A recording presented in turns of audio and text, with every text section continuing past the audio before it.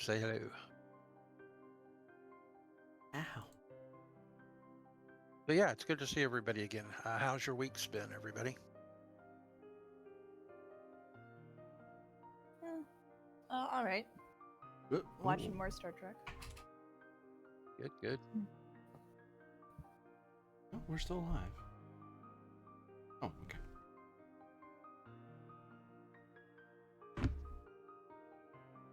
Sometimes Twitch wants to be weird. Usually Twitch wants to be weird, I've found.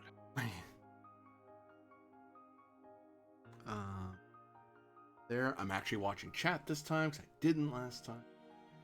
Completely just didn't have my second monitor going. Not for the last Fabula Ultima, but the last my Dune one.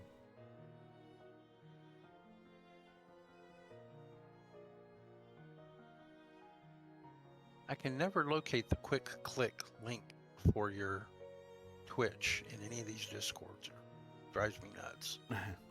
I used to be good at finding it. Did you go back and erase them all or something? No, I keep forgetting to repost them in here as well. In our chat. Because it's on my Discord and it's on my Twitch announce and on Twitter. That's where I always announce them. And then I have the playlist on for Rooster Games. I just don't ping them all the time. I just go, here's the playlist. Check us out here at these times. I see. And, yeah, my thing is I go to Fresh Out the Box where I met you and I check their share your stream channel and I can't find you there at all. Yeah, no. I'm like, why aren't you cross-posting to there? I know they would watch. Well, they might watch this one. There's other ones I don't, because I don't know if people over at Fresh Out the Box, not just them, not just the guys, but like other people over there, if they'd be interested. But it's like, I don't post Star Trek all the time. Right. But Fabula Ultima, people are curious about them. I really should have posted Fallout, because they are interested in that. I wasn't. Just straight up like, oh yeah, that thing that they're the reason I knew about the Fallout friggin' 2D20. Right. I played that briefly. I'm not sure what I feel about it yet, though. Demi's trying to win me over for Star Trek 2. Second edition is very promising, but I haven't seen the hard numbers yeah? yet. It looks really good. Is it still the same company game system? What is it? Modiphius. Yeah. They're doing a second edition for their 2D20, and it's going to be. Sure. They've tried to streamline it even further than they already have to make it a lot and try to make more roles more accessible, all that sort of thing. So Sure. I'm really looking forward to it. Accessibility is important with a popular game like that, I'd say. Yeah. Or a popular, what do you call franchise. it? Franchise. Thank you.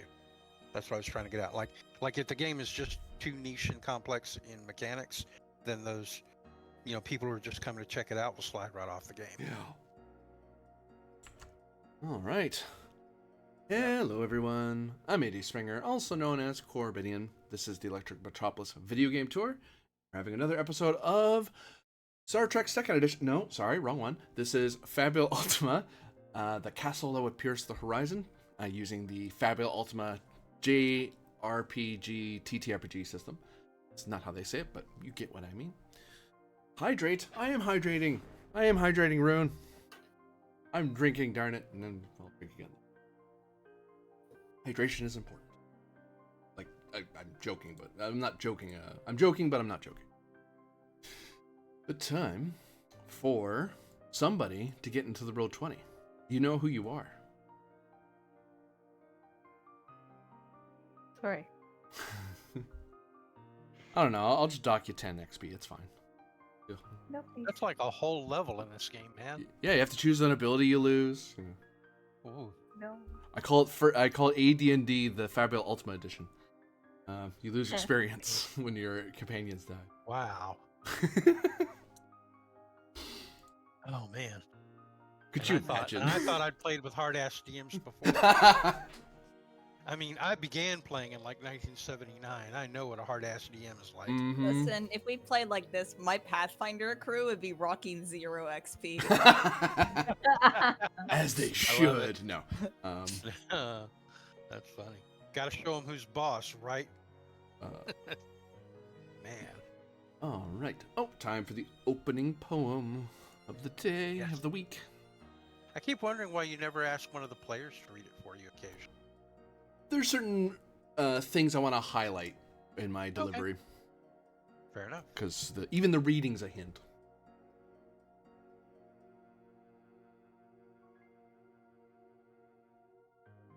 In the heart of whispers, where shadows distort, a ruin stands, reality's last resort. Echoes of time in every twisted beam reveal the truth, or so it may seem. Through halls of illusion, where minds entwine, visions morph in the depths of time. Ancient runes in cryptic design challenge the brave with will divine. Beneath the moon's uncertain glow, the ruin awaits, where secrets grow. In every chamber, reality bends, testing the will of those it rends. In the ruin's depths, reality strains, bound by whispers where darkness reigns. Those who seek it must hold their ground, and let their will in echoes resound. For in this ruin, where truth distorts, only the strong will find their course, to pierce the veil of illusion's art, and claim the power that lies in the heart. So heed the call of this whispering ruin, where reality bends, shadows loom. With will as your guide, you'll find the way, and emerge victorious, light of day.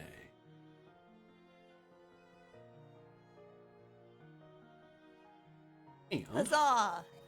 I will say, I do love your poems. thank you very much. As usual, the poetry is wonderful.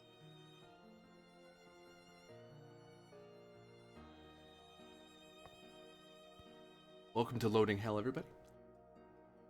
Where the greatest boss is the loading screen. I feel like a PS1 game. Just change discs. All the poems are on the first disc. The actual game's on disc 2. Sure. It's like Sonic 06, you accept a quest, there's a loading screen, but there's another loading screen to enter the level. I'm just being true to the retro aesthetic. Although the Fabula Ultima doesn't demand retro, to be fair. There are games that do. See, you could do what Mass Effect does and have elevator scenes during the loading. That's what the techno fantasy would be every time you're going somewhere when it's loading. It's like, and you're in an elevator. Why? You just are. You didn't need to use elevators to get anywhere in this world. That's funny. Forget ley lines, it's elevators. There's nothing worse than getting to the 4th disc in, Legend of the Dragoon, and then if you decide to go, across the world to complete a quest that you had left undone earlier in the game, you actually have to, change the disc. Or if you go to an area of the game where you can watch past cutscenes, you have to load a specific disc that has that cutscene on it, and it would take forever to, swap out the discs in your PlayStation. And then it would load it all.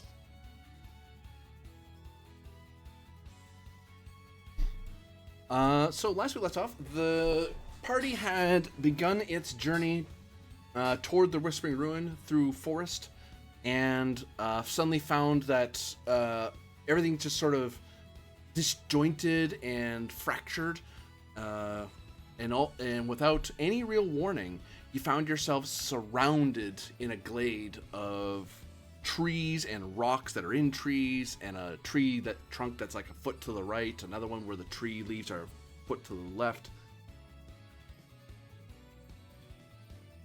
And find yourselves being approached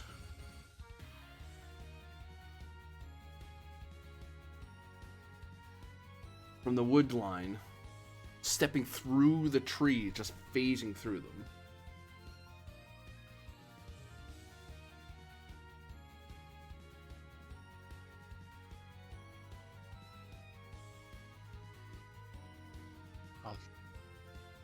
I shall do my best not to reference the, oh, you're approaching me meme. But do these people have the bearing, like weapons drawn and aimed at us, of people who want to, waylay us or accost us or confront us? Hostile intent is evident. Boy. Intelligence.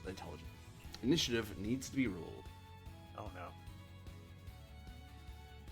no. Are we still doing it where it's side versus side? Yep. Okay. I recommend I roll because I have like a +4 on initiative, I think. Because of your armor, I believe. Yes, I'm wearing armor that gives me a big bonus. Where's initiative rolled again? I'm trying to remember.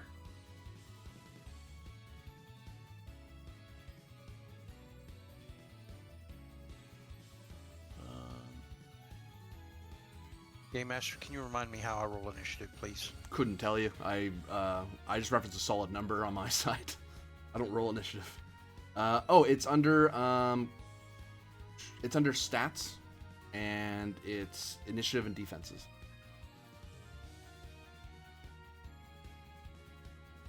Sorry. Oh, I see it now. I can just click the button, do it for me.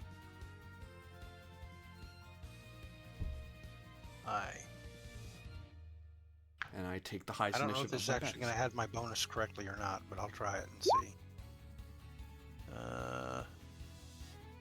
Yeah, it added my bonus. Yep. So we have a 14.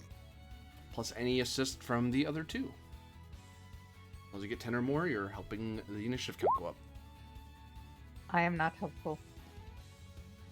I have -1. You do not want my assist. Gotcha. Uh, More likely to hinder, you're saying? So yeah, you suddenly find your. Oh wait, I have to check their initiative, see if any of them go faster. Because bad guys don't roll; they just have a solid number, and I check who of the bad guys whose initiative is highest, and then I say that's who. Someone is higher than what you rolled, then they go first. Right. Ooh, one of them is really fast. Really fast. Not fast enough. You guys go first. As you see a person in hunter's clothes and a longbow in hand, a short bow in hand, ready to fire away at you. They look like they're about to shoot any second. You see a person with an eye patch and a big old bronze sword in one hand and a pistol in the other. The jaded, grim look on her face. And what appears to be a guardsperson that you would normally see in a city, carrying a heavy spear and crossbow and wearing some bronze plate. Yeah, and I will tell you without a roll that these people look familiar. You've seen these people before in back in the in Highmount. Okay. Am I getting the impression that they might be things that have stepped from these fractures in reality, and that's why they're attacking us? That they're not really the people that we know, but there's some sort of doppelgangers of them? That'd be a safe bet, yeah. Because they did like phase through the trees, and they're suddenly about to attack you without any real call, or there's no communication between them. Yeah. Okay. Got it. Would y'all mind if I go first? Because I have an idea of something I can do. Go right ahead. Remind me who is our party member who's really low on health? Is that you, Seven? No, Or is it's that- more. It's more. Okay. Just making sure I got that part right then. What I would like to do is I'd like to remind the Game Master that in a session, 2 previous sessions ago, in our last rest, I chose the Daydream option so that if I lose hit points, it can be cut in half. Yeah, and you haven't used it yet, so it's still, you haven't done a rest since then, so it's still active. Correct. That's what I wanted to make sure of. Okay. Yep. So what I'd like to do is use my action to Theriomorph. I'm going to shapeshift into a much beefier, tougher form. They're all carrying physical weapons, so I figure physical armor would make it hard for them to hurt me. So for my Therioform choices, I'm going to take the armored form, as well as the, let's see, sure I can get this right. I'll take armored flying and Toxophora, so that I can choose to deal poison damage with any spell or attack if I wish. What do you look like? I probably turn into sort of a dragon, like a mini dragon creature with a poisonous aura about her. Like a green dragon, like a mini green dragon type thing.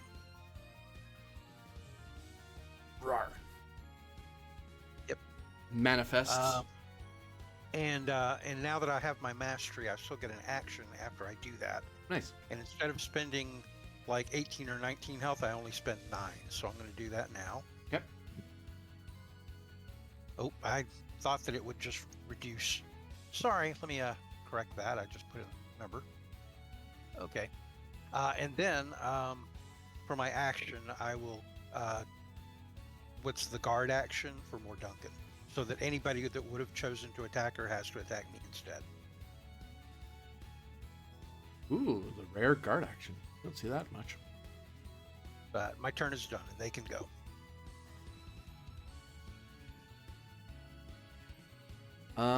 The archer takes aim and says something along the lines of peaches and twin moons, and then fires his arrow at Aether. What? Peaches and twin. Ow. It seems to make sense to the other two. Okay. Well, it's to the other two enemies, I should say. Your allies hear the same gibberish that you just did. Sure.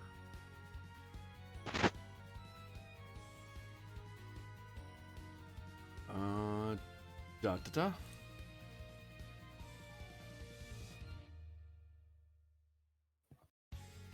Oh, 19 to hit you.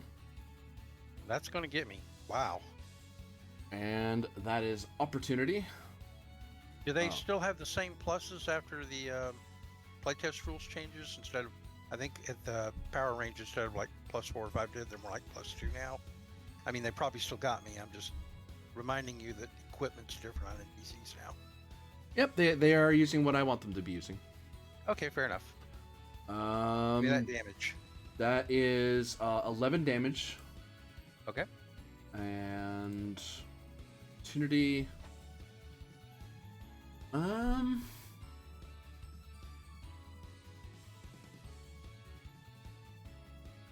Oh wait, I resist all that damage since I was guarding, right? Oh, does guard make you? Oh, guard may make you resist physical damage. Resistant all damage too. Yeah. So, how much damage did you say you did? 11. 11. So okay, 5. So I take 5 instead. Okay. Yeah. Yeah, that is a lot better.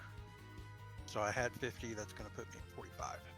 Oh, it's regardless of source too. Oh, that's awesome. Yeah, And opportunity It definitely- wise, Keeps us alive longer.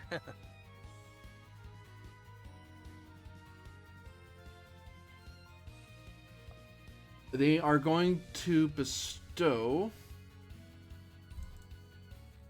the slowed condition on you. Okay, I'll put it on. Goes to good guys. Yep, I know where the stats are for that. Slow. Lowers my dex.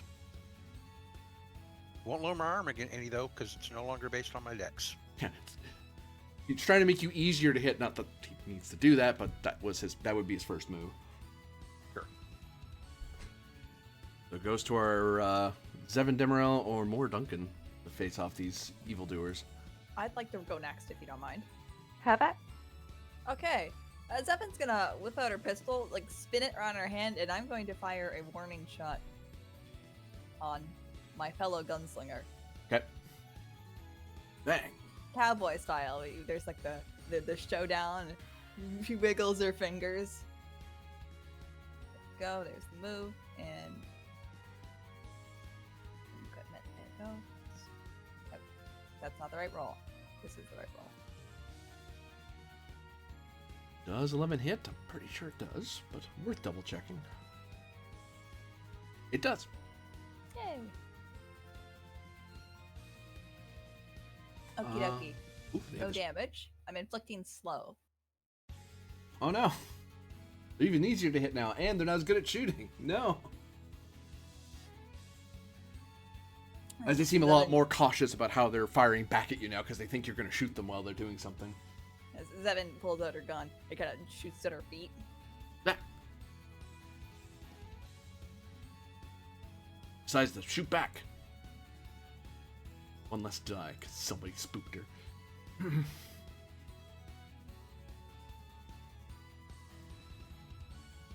Oh, that's terrible. Oh no, that's even worse. 8 to hit. I do not believe that hits. I would be surprised if it did. It does not. Yeah, as you make them kind of dance from their feet, they kind of, they try to be like grim about it and go, yeah, I'm gonna, and they say blueberries, and they fire at you, and it just fires completely wide because they're hopping from one foot to the other while you're firing at their feet. Goes to more Duncan.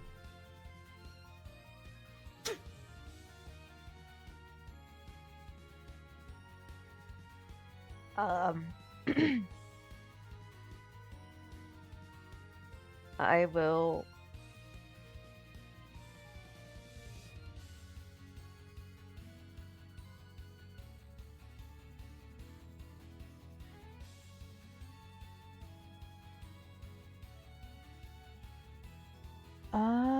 I am going to. The thing. Do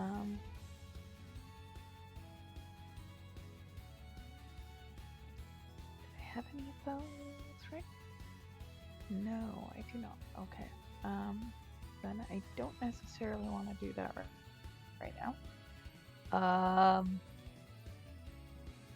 Are they within melee range or no? They are. None of them are flying or at a distant enough vantage that you can't attack them by melee.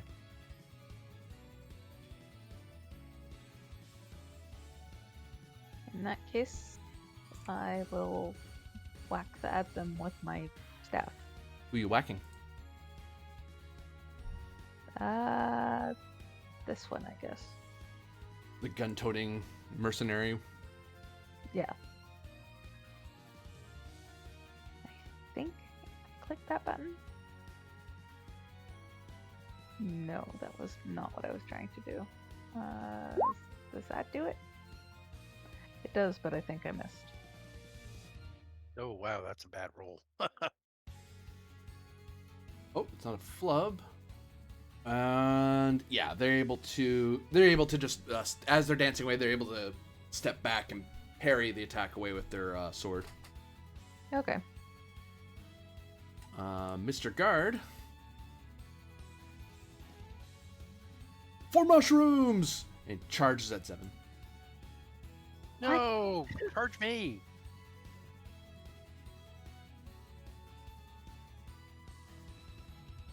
And tries to stab with the spear.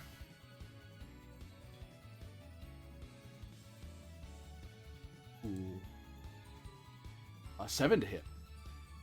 Does not hit. Stabs at you, misses. Bad guys went last, so good guys act first.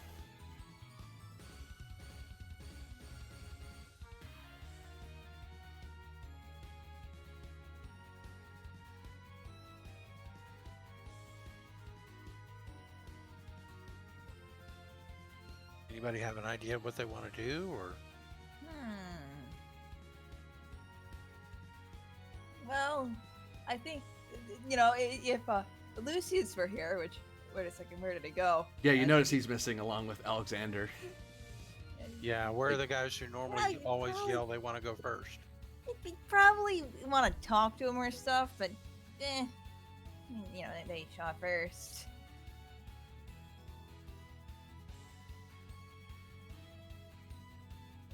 Which is why I am going to another gunslinger. Barrage. Bang, bang, bang. As I'm going to fan the hammer, my pistol, roll twice. Who are your targets? One for this guy. One for this guy. Second for this guy. Gotcha.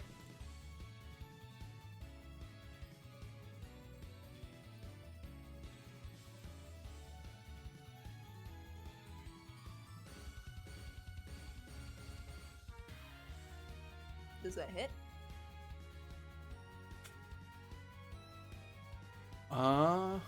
It does not. First shot Devin, misses do you Mr. still Guard. have like a little robot with you, or a drone? She does. Oh, I should put that up. I'm just making sure it's still available. Yeah, since it could that also guy be a didn't. target. That one didn't poof. Ah.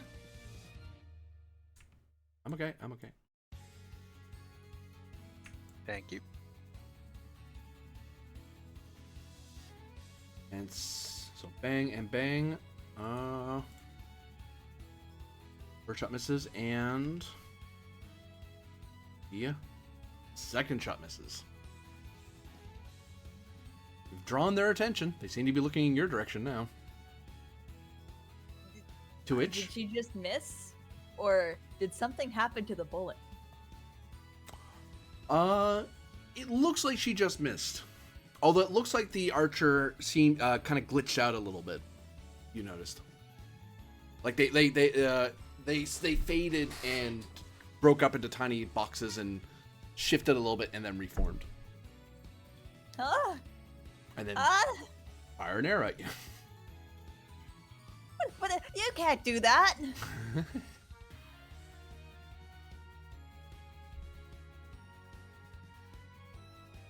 Oh, come on. I'm pretty sure 19 hits. Oh, absolutely.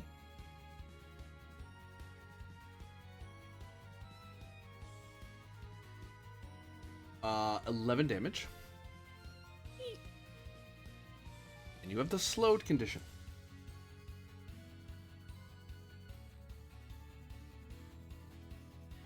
As you notice, the arrowhead kind of makes you feel very sluggish and slow. Goes the good guys.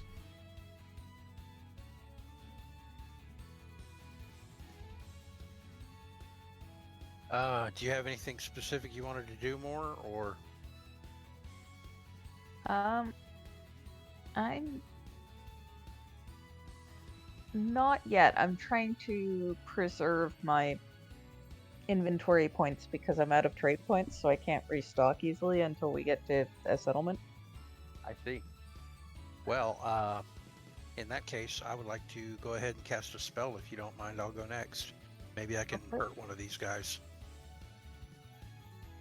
Alright, so obviously trying to figure out what weaknesses these dudes might have would require taking an action normally to like inspect them. But since the humanoids, I don't think they probably have a weakness unless it's a weakness related to their glitchy cheating stuff. And I have no idea what sort of weakness that might be. So I'm just going to use a spell instead. I would like to briefly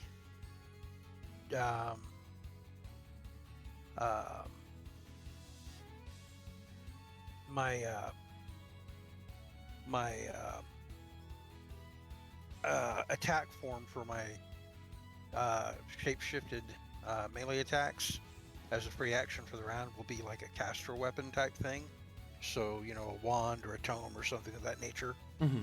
But I'm going to use my Umbra spell from the Undead species, which enables me to target up to 3 creatures if I spend enough mind points. That's going to hit each of them once if I can hit them.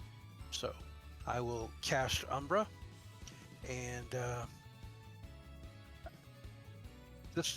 I have a question. I believe the spell has a built-in +1 modifier. Mm-hmm. Okay, just making sure. I saw it on the sheet, so I was making sure it would work. Does a 15 hit anything? For their, The minute you hit them with magic, poof, they all vanish. Well, there goes 30 mind points, but they're down. It still worked, so hey. Mm-hmm. Any goal's a goal. Oh yeah, I just did that wrong. I have a total of 49. I need to do -30 when I click that, I guess.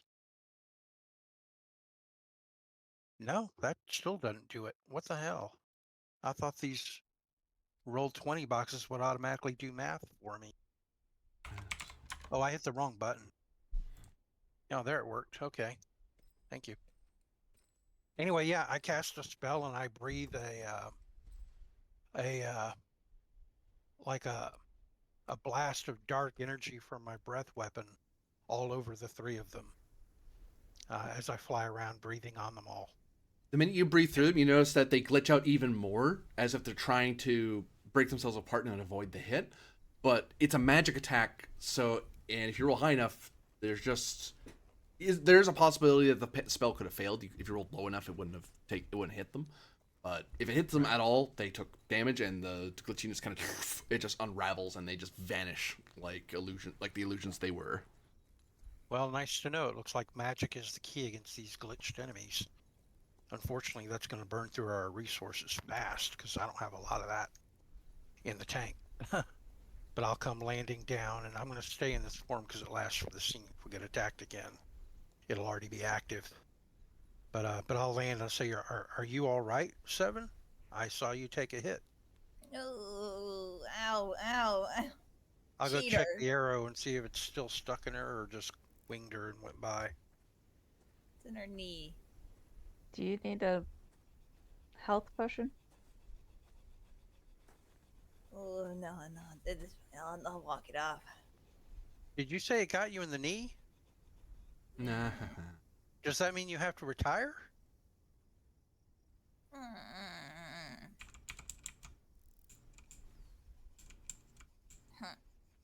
I'll be fine.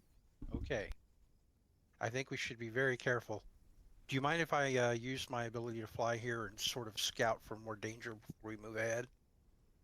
Maybe I can spot our missing companions as well, but I'll take a look.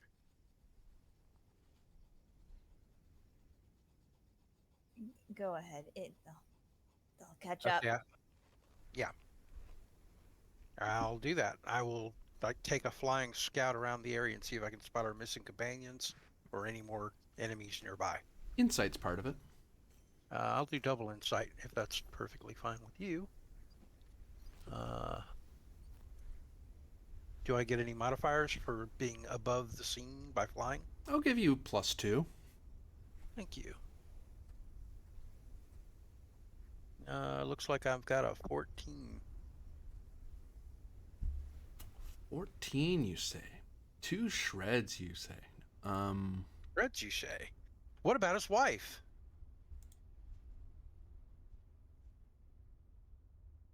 Clicked on the wrong thing. Here we go. You look around from your vantage point. In all directions, you see this distorted wood. As it looks like a dark forest, except it's far too green, and then it's too orange, and then it's too purple. It doesn't really make any sense. The canopy does break open every so often. And you do a quick fly around, just maybe your companions ran for other open areas like you did. You don't see them. So they might be stuck somewhere in the woods, like where the canopy is covering them. But you do see a cave mouth that seems to have motes of frost and snow blowing out of its mouth.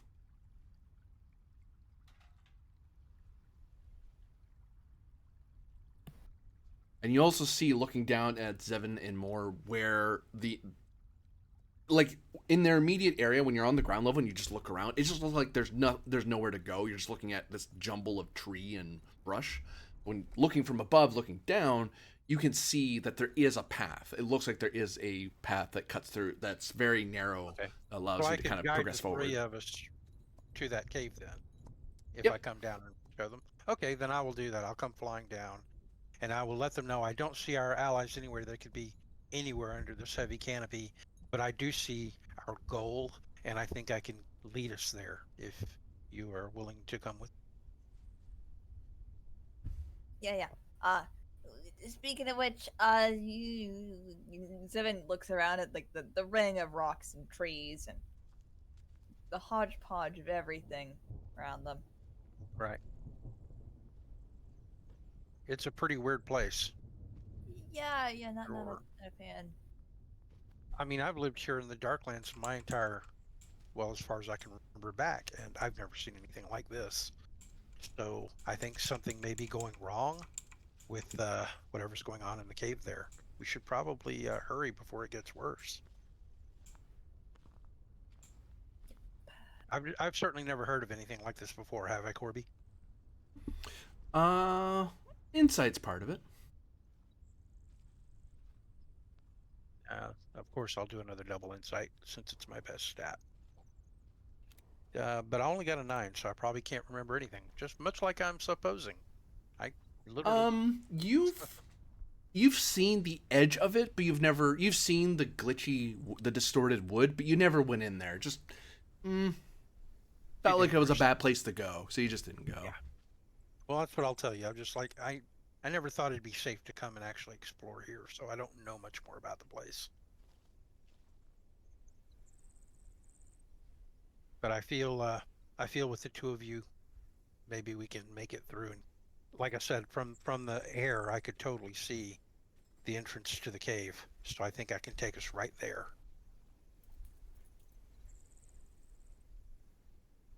All right, you lead. We'll follow best I can. More, I'd feel safest if you were in the middle so that I can guard you if we're coming under attack again. All right. Okay. I will take the lead and lead the three of us along this narrow passage that you described. That was hard to spot from the ground, but easier to see from the sky. Yeah, as Aether kind of leads more Duncan and Zevon, it looks like Aether just phased through the tree line like the enemies did. But as you walk forward, eventually you phase through as well, and that's just an illusion. It doesn't go away when you pass through it. It's still there behind you. It looks real. It smells real. You can hear the rustle of wind through this disjointed mess. But walking through it seemed to be fine. Seems as if the entire area was guarded or protected by illusions. We're going to need to be extra careful. Danger could be hiding anywhere under these illusions. Joy.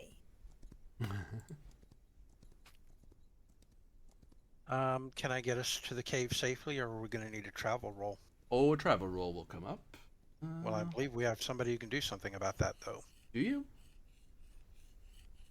Because I don't know if you still if you have that ability, you took something else with your level. I'm clicking everywhere but where I want to go. So you actually have well traveled now. No, that was always here. The thing I had was the discovery one, which I do. Oh. Fine. Make my So dice the one that smaller. reduces travel rolls by a die size is wrongly good. Oh, hey.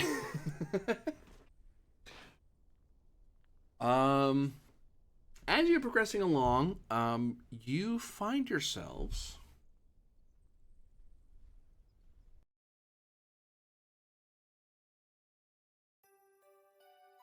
you haven't quite gotten to the cave mouth yet, but you suddenly find yourself hidden within the canopy of trees. There is this shaded, shadowy glade where tree laden with gem-like fruits twinkle even in the dark. You can see there's a pool of luminescent water nearby, and you notice that as all three of you have kind of been on guard for another attack from the shadows from the illusions, you feel this place. You feel a sense of calm, and any desire for hostile intent just kind of bleeds away into the surroundings. Almost like a sacred grove, huh? Mm-hmm. Okay. I'll wait to see what more Duncan and Seven Temerald do. I'm going to examine the glowing water because I'm curious about it. You may perform insight's part of it. Okay.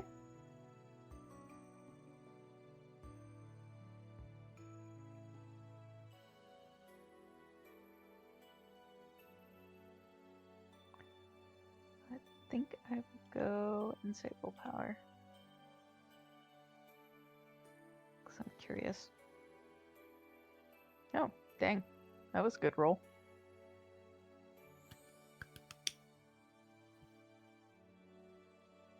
Did you perform a complete scientific spectrographic analysis with it? With a 15, you recognize this place. Not by its exact description, but like examining the water, you kind of look around. And you remember reading, even in the faraway island nation of Tyr and Sigith, the legends of the Duchess of Wakamal. The Duchess of Wakamal, the founder of the Eclipsean syncretic faith, was known for mastering the wooded arts and elfin arts of sacred groves and sacred glades. And it is said that before her passing, she traveled the world making mini versions of the sacred grove that's in Wakamal. They're not quite as powerful. There's no great... this tree here, this extension into the Sea of Souls, is too young. It's but a child in sacred tree form. In time, in millennia future, should this place not be defiled, this can grow into a blooming sacred grove and awash this entire area that you're in. Like, the entire wood will be subsumed by it. So around you, the water itself is actually healing water. It's water that naturally heals all wounds and restores all mind. Oh. Healing water. Handy. I will. Do I know from experience how it acts? Like, do you need to drink it? Immerse yourself in it? If one is being ritualistic, you would use, like, doing a great ritual to cure some great disease, you would come here and use a spell. But if you're just healing regular wounds and status effects, drinking it from your hand works just fine. Okay. I will take a sip of it. All HP comes back to you, all mind points come back to you, any status effects you were Nice. suffering go away. Also, do you want your curse to go away? That would be amazing. Your curse, you see more Duncan it becomes luminescent and glows softly, and then all of a sudden, you know, she kind of, all this time you've probably been used to more Duncan looking a lot, not like starved, but, you know, that sort of very thin, very spindly body. Like, she's kind of been like that for a while. But now she kind of goes back to the portion she used to have, but when she started her adventure. Well, I sort of imagine she's been run down all this time, because I don't think I've ever seen her without it. Yeah, she's had that since before the prologue ended. Yeah. The tree's doing something. Oh, you're fine. Yeah, are you fine?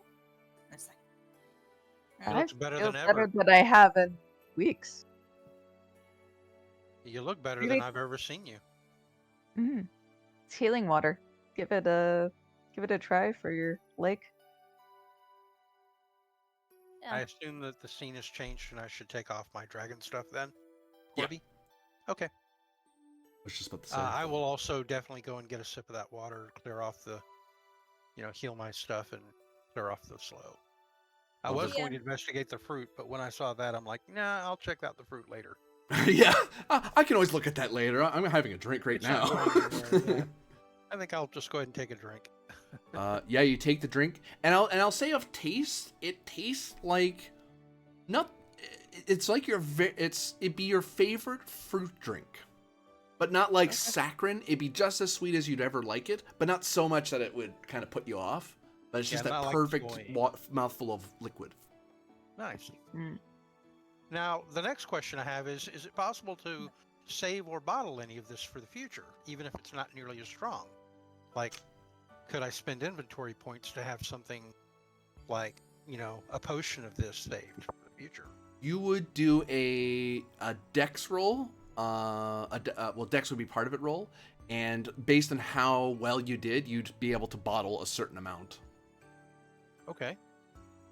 Which I would like count. to Which do would the way I'd refer to that as well is it would do two things. If you get at least one potion, like you'd succeed at the base level, that means that's now added to your inventory list. That is now something everyone can, as long as someone does it.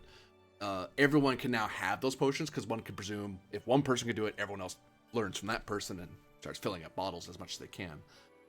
Also, so that'll be succeeding at all gets you access to this in your inventory bags.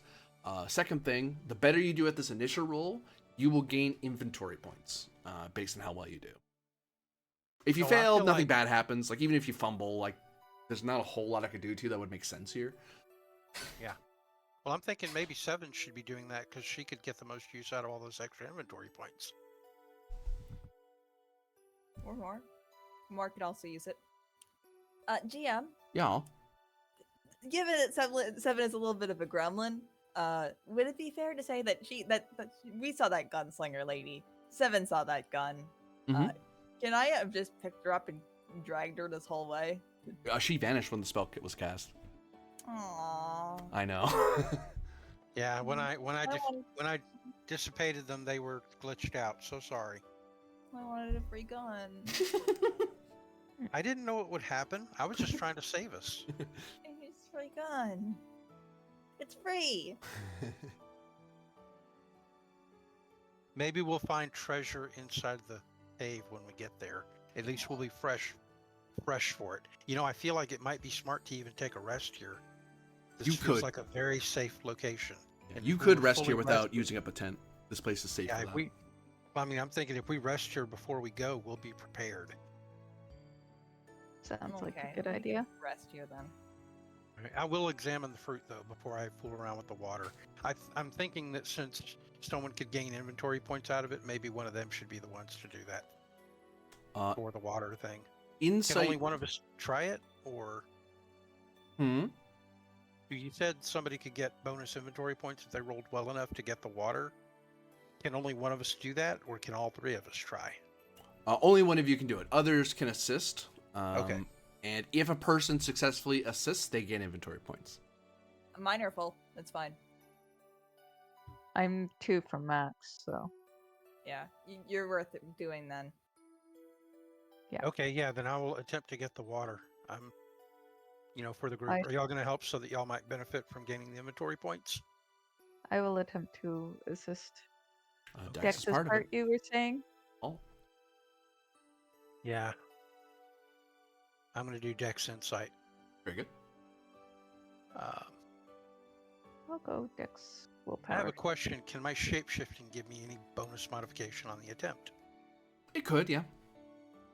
Because I can form my hands into something like a spoon to gather as much water as possible when I do it. That's what I was thinking. I'll give you +2 to the roll because of that.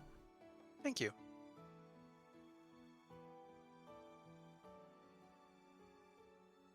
Oh yes, a 15.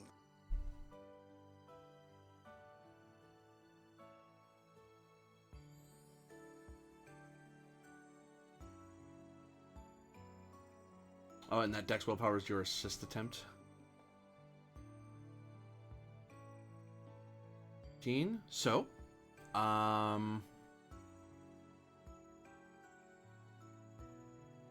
in your inventory. Oh, I have actions in here. Right?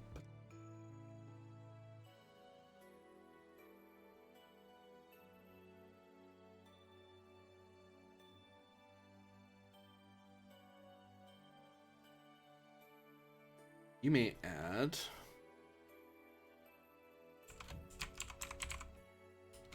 healing, sacred healing water. Okay. IP cost is 4. Actually, it does a bunch of stuff.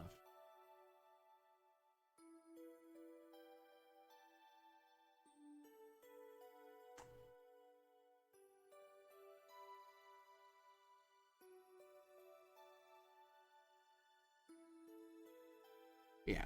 We'll say this costs 6 IP but Okay. full MP, HP, all statuses. It's very expensive because there's only so many of them you would have in your bag, but you have one, it does a lot in one go. It's not letting me enter the 6 for the IP cost for some reason. When I go to enter this.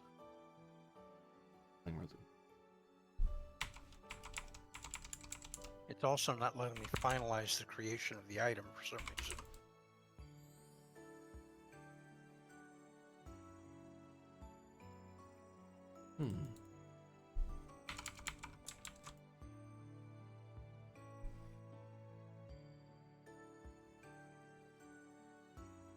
Oh. Maybe you can fix it. I mean, I put it on my list, but it won't let me put the 6 in. For some reason. And did you also say I could gain additional inventory points from this? One problem at a time. Okay. Uh, Sorry. I will. I think I know how to do it on the sheet, but it's kind of fiddly. So what I'll do is I'll put it in the inventory items handout. That I know I can work.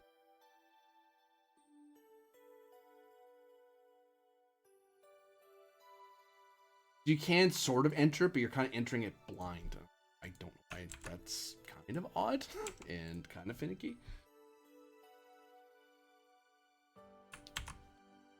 There we go. Oh. I've added it to this handout.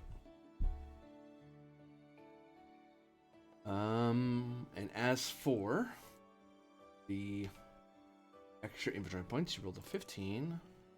Gain 1, 2, 3. You gain 3 inventory points. Because you find you're able to bottle up enough of it that you end up with more stuff after it than before. Like, oh, I actually have more room in my bag, or I have extra stuff. I thought I'd have to use up more of my vials than I don't need to. Cool. Very cool. How do I add that to my character? Is it on the first tab? You're asking the wrong person. Tab, stats maybe? I think it's in the Yeah, I one can called add it. backpack. Yeah, there's an added IP point. So I just add 3 more for my max. Yeah, it worked. That's correct. Okay, good. Cool. Wow, I have a 9 IP max now. And we can take a rest here, so I'll be able... Well, I can't refill what I've used. So I'm still down to 4 currently. Do the 3 that I gain become like filled Oh, it doesn't ones, or increase your just- maximum IP. It replenishes IP that you've Oh, used. okay. I misunderstood then. Well, You that's did, still fine. I was wondering, like, you should have more.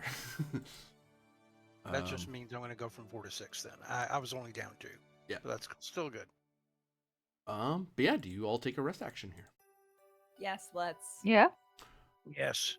What do we each want to like do for the group? I mean, like there are a lot of good actions we could take for before we go into this dangerous location. Let me find the thing for it again.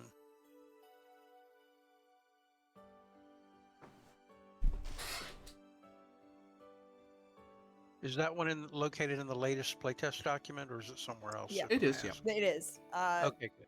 I'd like to say mine actually. Would more Duncan like any help with that project of hers? Sure. What's your current project that you're working on? Permanent magic tent. Nice. How far are you from completing it? One moment. I think it was a couple more. Maybe the second to last or the last one. You've been at it for a while. Second. Yeah. I don't remember either.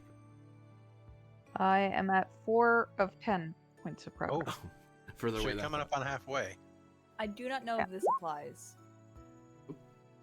Wrong thing again? When you work on a project, up to so much is paid. Additionally, you generate additional skill level progress every day. Multiple characters with the skill work on the same project. The effects will be cumulative. I I have do to not step have away that. for a moment. I'm so sorry. I'll be right back. Roger. I do not have that skill. Well, I do. So the And material between- cost has already been paid, but if you help, if Yeah. you do project, if you help on the project, you will generate more project because you're a visionary thinker. And with between that and midnight oil, that's 3 points. You're gonna spend the night working away at the magic tent that Moore Duncan was trying to create. She pokes herself with the needle several times. Sewing magical tents is hard, especially when you're using Yeah. magical thread. Yeah. Considering the state her clothes are in, of always a little bit tattered at the bottoms, she's no seamstress. Oh, in query, did you drink of the healing water to get Yeah. rid of? Well, you'll get rid of slowed anyway from a full rest. So.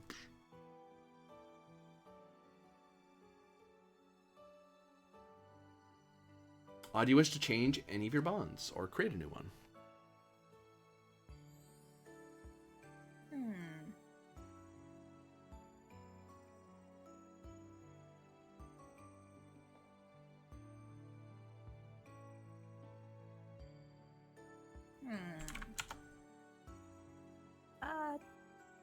Affection for more. For friends. Okay.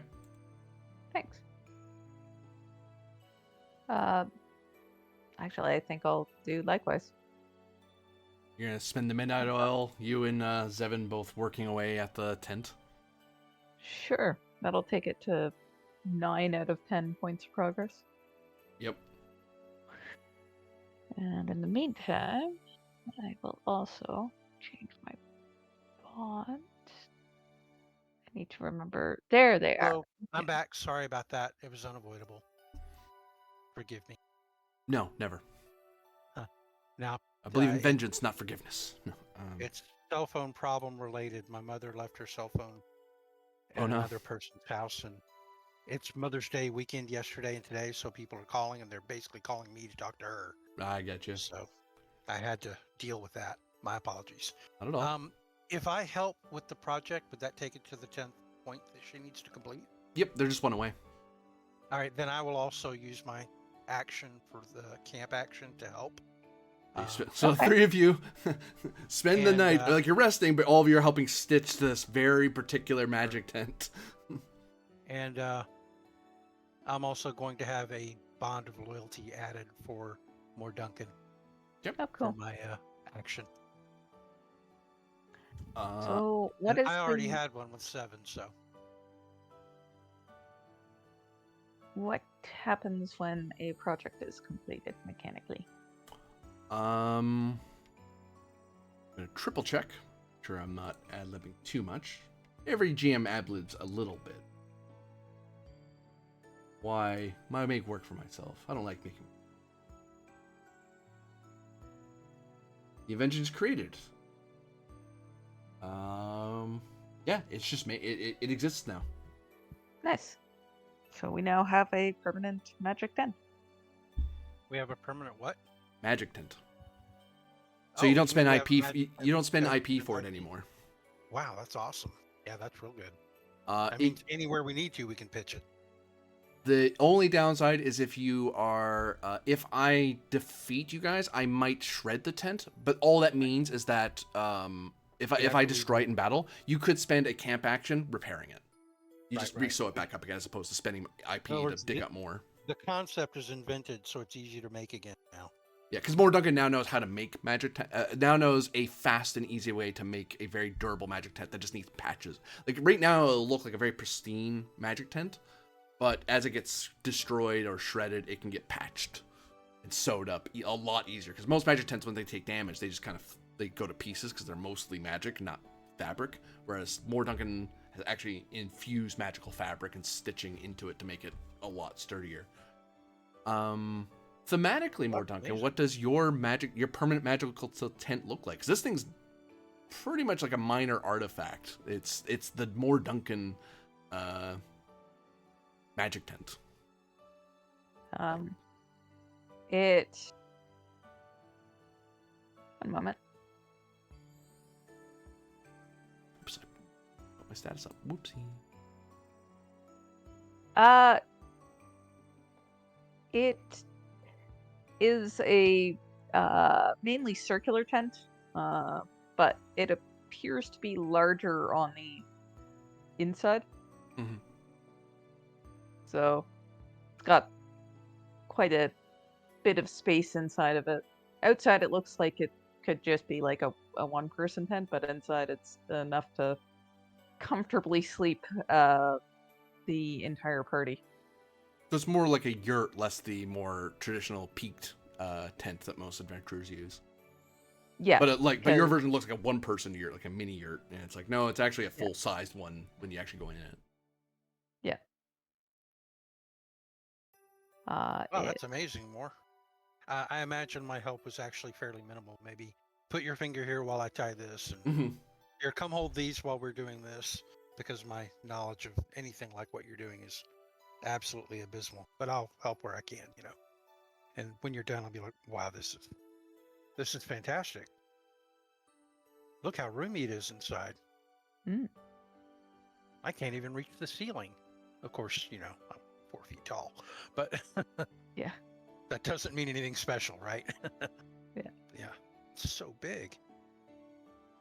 I'll also note that this tent, the first tent at least, is free because More Duncan's the inventor. So even if I were to take it as like a bag as a defeat condition, it's like, well, she would just make another one because she knows how to make them. She figured out how to do it. Other people can have it in their packs, but it will cost 6 IP to summon. Right. And Well, now those that we've ones, got it- and that you can, in a party can only really be walking around with one because it requires you to make it in a very particular way. So you can't have like, and also there's no point everyone spending 6 because then you only benefit from the one tent anyway. Well, you said the potion that I found is the same way, though, right? Now, not just me, but anybody could withdraw that full Yep. heal potion if they Yep. need it. That's even better. Okay. Well, we've had a very productive rest, I think, then. The grove is around you once again. You were not assailed in any way. Plenty of water to drink, and of the fruits, they are food if one wanted to eat of them. But you find, even if you used your rations, those rations would magically be replenished. Wow. Well, I'll enjoy the fruits and the water since it all tastes so good. The fruits taste like a mix of a very crisp apple and a very juicy orange, with a hint of raspberry. I wonder if this is anything like that peach that the archer was talking about when he fired at you, More. I have no idea. I will give it a try. You taste a hint of mint, along with banana and cherry. That's weird. That's a good combo, though.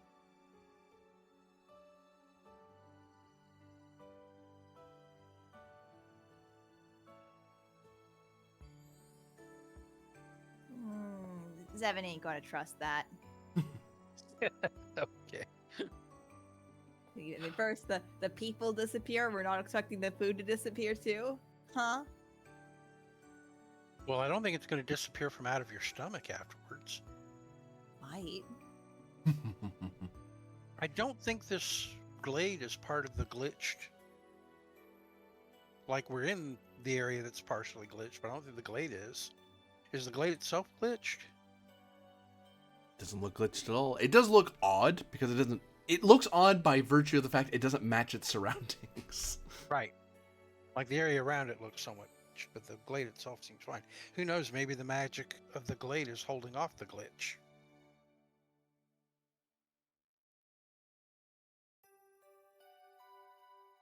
I mean, I suppose that's certainly possible, maybe? Would I be able to use my, let me see here, make sure I get this right in my head. My ritual chimerism to figure out or understand if that's what's going on with the grove? Or would that not be anything to do with... No, that'd just be a knowledge roll. That'd just be knowing what this place is. I'll make the attempt. What's the what would you say is the problem? Insight's part of it. All right.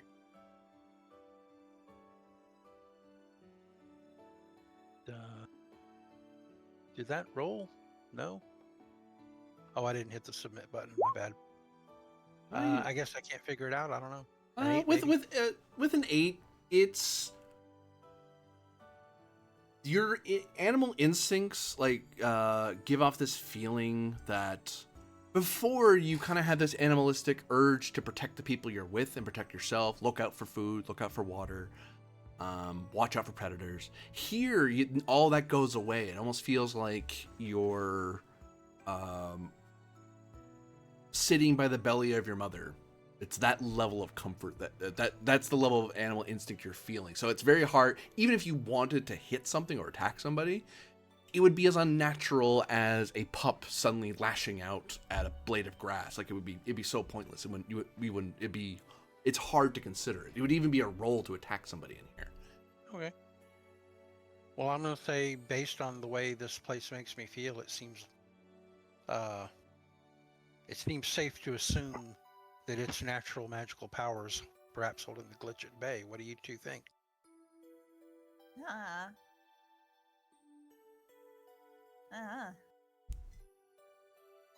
A mystery for another day, perhaps. Well, you give me a lot of faith when it comes to the whole magic-y nature thing. Well, you have to understand, from where I stand, magic and nature are intertwined. They aren't separate things from one another. All life is magical.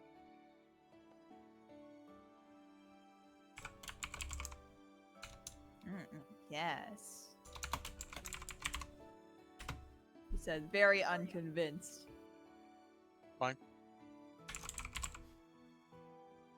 I'm not trying to convince you. I'm more like stating my philosophical point of view.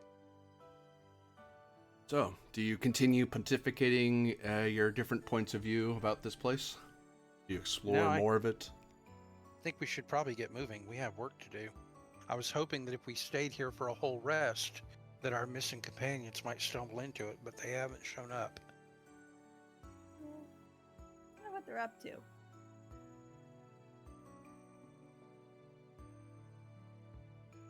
Zevin, you can give me insight as part of that question, actually. Sure.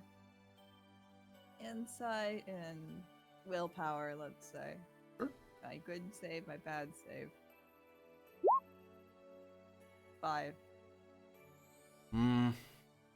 With all the glitches and how strange this place is, who knows? They could be already in the dungeon. They could be a whole day away from you now. They could be at the train. It's hard to tell.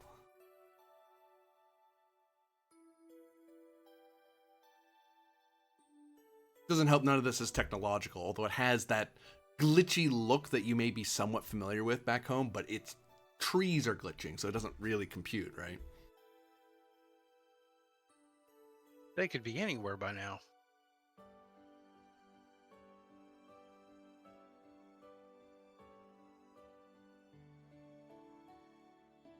Yeah, they could be really anywhere.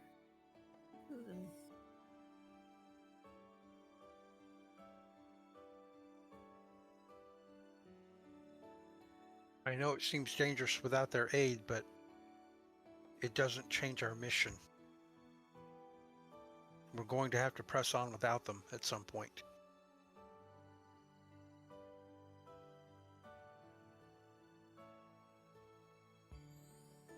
I know I'm no Alexander Eckhart, but I pledge to protect you with my very flesh if necessary.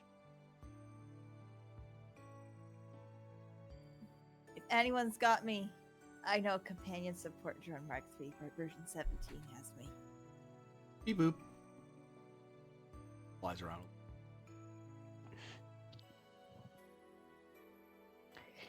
It is a cute drone? Robot? I forget what you called it. Well, their name is currently workshopping. If they get destroyed, then I suppose their new name will be Companion Support Drone Mark III version 18. So 318? Well, if they get destroyed again, it'll be Mark III version 19. M3 V19? Like I'm trying to find a quick name for them that we can call it. Maybe the M3, since it's your Mark III drone. Yes. I don't have any better ideas. Beep. I just shrug. It looks like you're the M3. Beep.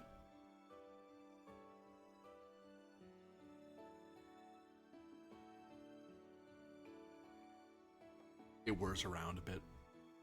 Needs to be scanning for something. Not entirely sure what it's scanning for. I'll walk closer to it and lean in. I'll wiggle my whiskers and say, "Nice to meet you, M3." Officially. A bright light shines in your face, and then it goes away, like in an instant, as you notice it seems to be scanning your face. Beep. Beep beep. That's to make sure it don't target you with the laser. Beep. Right. It's like a friend or foe recognition software. Although that's out of character for me to say that. Yeah.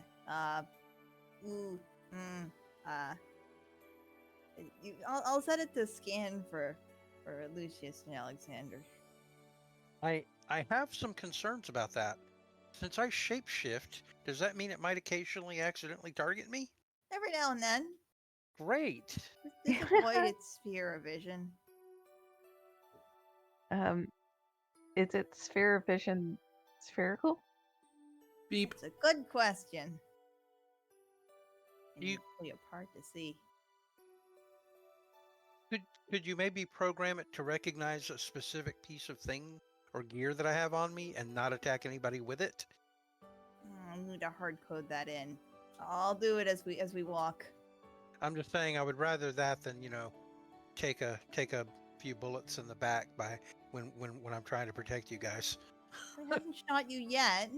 They'll be fine. That doesn't mean it couldn't happen. I mean, you just said that it is a possibility. Why don't you have it recognize my shadow tunic that I wear? Like, I haven't seen anybody else with one. All right, I'm just saying. Every time I start the train, there's a 3% chance it explodes on us, and it hasn't done that yet. I step far away from it. I mean, I take a big step back away from it. Beep beep. It's explosive? Beep beep. not so much it as the train is. Oh, wonderful. She's been very transparent about this. Yeah, but I'm much less friendly with the little robot that could blow up and take my ears off. I'm kind of, partial to these ears. They may be big and funny looking to all of you folk, but these are my ears. Beep. I'll reprogram it as we walk. Let's just Thank you very much, Severin. it doesn't explode. Oh, the little drone does come over to you, and it beeps at you in a series of beeps indicating it's going to report something, and then you see a little flash of information on its faceplate, and it seems that you are surrounded by Lucius Avantis and Alexander Eckhart. And then it gives a little error indicator, like it doesn't think this is right. Oh boy. But that's what it saw, so it's letting you know because you asked it to look. Beep beep. Interesting. Guess all that weird, shifty, warpy. My brain can't really comprehend all that. Because it's affecting you too. Wait, you think there could be copies of them or even copies of us in there? In the glitch area? I mean, that's what... That's what I'm thinking about now. Okay. That's what you were told us to call it, correct, Corby? The glitch? That's what I'm calling it. Your characters might call it that as well. Well, I could have sworn last game session we asked you what we should call it, character. I leave that But to you guys. I could be misremembering that too. The only person who would make clear sense to call it a glitch would be Zevin, because Zevin's around technomagic. Others might have heard of technomagic and might be familiar with the word glitch, but glitch isn't a medieval term. Totally clear that my character would not know to call it a glitch. Sure. Like strange illusion or something like that might be. But I've you been might have going picked up the word glitch from a techno person or something like that if you heard it from Seven someone. said it, right? Or Okay. Zevin said it. Yeah, Zevin might be the source of that word. I don't know. But like I said, I could totally misremember that. Okay, well, I'm going to go with illusions until I know better. But so what's the word? Are we going to stay here and hope that they show up a little longer, or do we want to press on?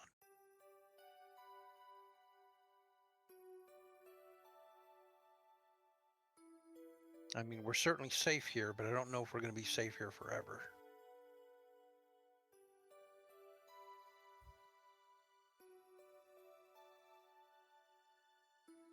Beep? Yeah, let's get moving. Is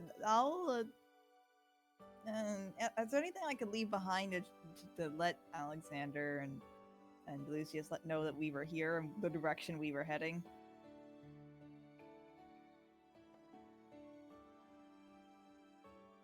Beep, and the little drone prints out a little like bit of parchment paper that out of its the top, and then unfortunately wind picked it up and the paper is now gone. Beep. Can I try to catch it before it's gone completely? Actually, surprisingly, yes. All right, I'll Kinda, make an attempt to catch it before it goes far. Oh, no roll. Somehow the wind seems to be helping you grab it. Okay, I will catch it and bring it back to Seven so she can read it, rather than read it myself. All I'm right, not what's sure on if it? I can. Status report SAM at current location gone to cave location All right, 2625. I'll like lift up a rock and like stick this slightly underneath.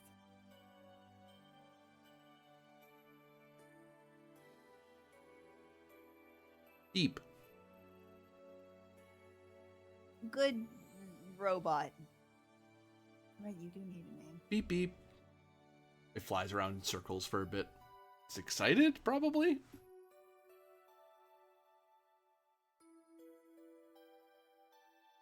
Onwards to adventure. All right, onwards to adventure. Before we go too far, I have like sort of a metagame question. Mm-hmm. More, is your hit points still 44, or did they change after the curse was lifted?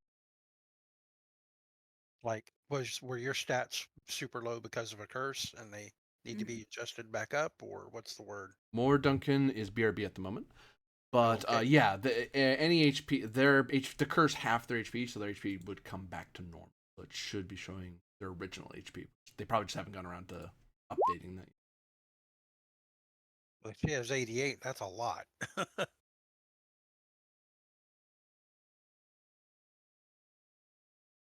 Oh, Not that I would dispute it. when you group journeys on the world map, you will make a discovery roll on a roll of skill level +1 or lower. So you have Treasure Hunter now. Yep. So on 2, so you get discoveries on 2 and 1 instead of Yep. just 1. Ah. Nice.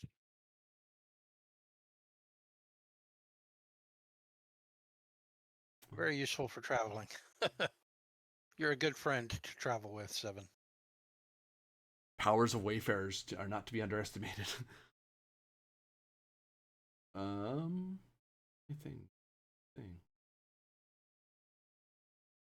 Oh, it's not that one.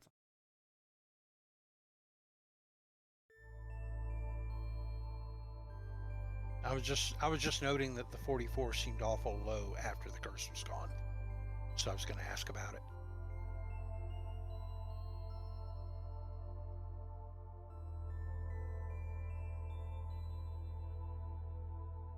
Load screen. Loads.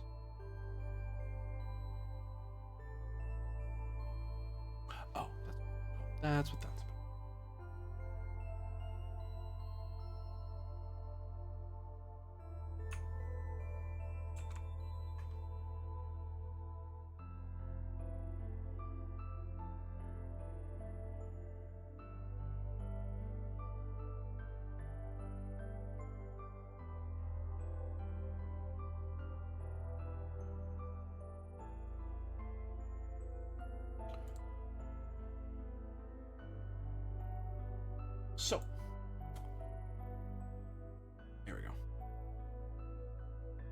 I'll wait a little bit for more Duncan to come back because you'll all want to see what you're seeing, as it were. But yeah, the trip is there's no travel roll after that because you don't have to worry about because you're moving from a safe discovery zone and then to the place. So if you guys just said we just keep going, then that was the encounter, was the grove. The great thing about discoveries mechanically, I'll say, is that what I mark every time you discover something. That when a discovery is made, it exists until it is destroyed by the bad guys or the good guys. Yeah. So you're saying when we leave, we can go right back to it. Mm-hmm. Perfect. While we're waiting for more, I'm going to step away and refill my water. I'll be right back. Roger. I am back, but okay. Oh, quick query to you, more Duncan. Rue was asking if you're back at your original, at your proper max HP, because it was reduced from the curse. Yeah, I am. Cool.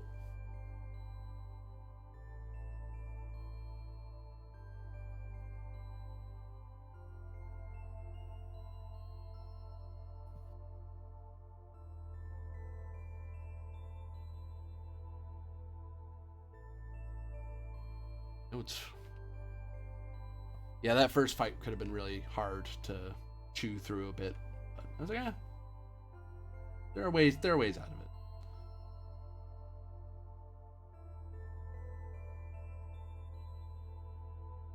And yeah, you have your magic tent now, so.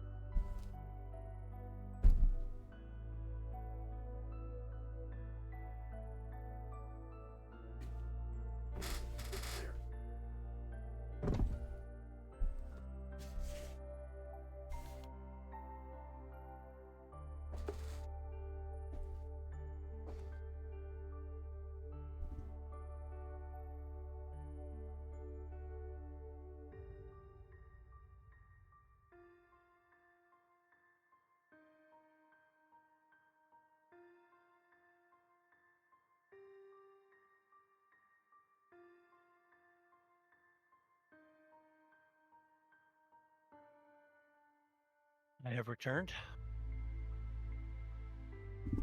So, the three of you, to answer your question, you may not have heard it there, Rune. More Duncan is at their actual HP now. Oh, okay. Great. So, just making sure. The help. Three of you are able to enter through without any fuss the cave mouth with motes of frost drifting out its mouth. It is open, so it's merely a matter of just traveling forward into the opening.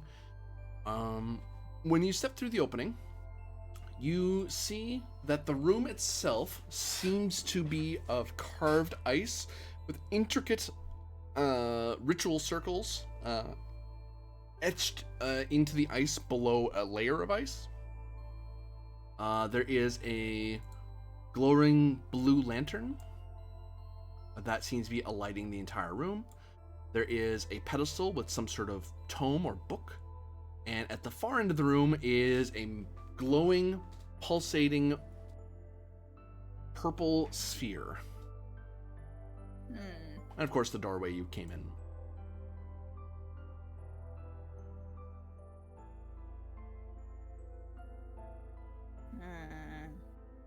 Looking at the ritual markings, can I tell what they might be for? Insight is part of it. Actually, I correct myself. Willpower is part of it because all three of you hear whispers upon whispers upon whispers upon whispers. Oh, not that again. That are, unlike the door you saw before, it doesn't seem like they're trying to harm you, but they are very distracting, so it's hard to think about anything clearly without the whispers dragging your attention away. I'll go double will.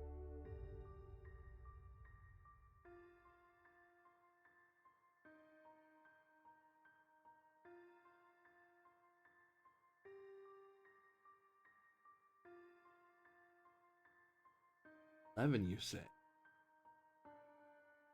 Ba, ba, ba, ba, ba.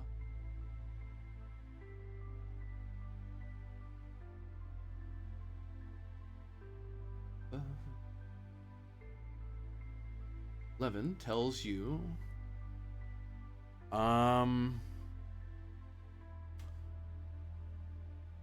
They are warding circles. They're meant to keep things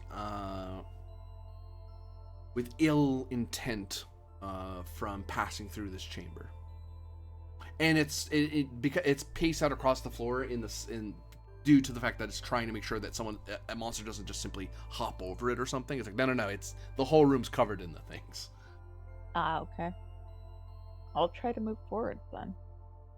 Yeah, you find the ground is smooth, but you find yourself undaunted.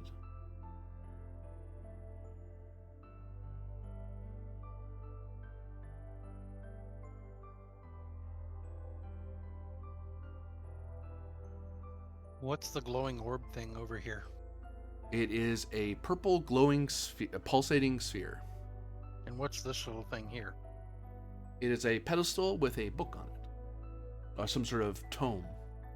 And that's what Seven was looking at?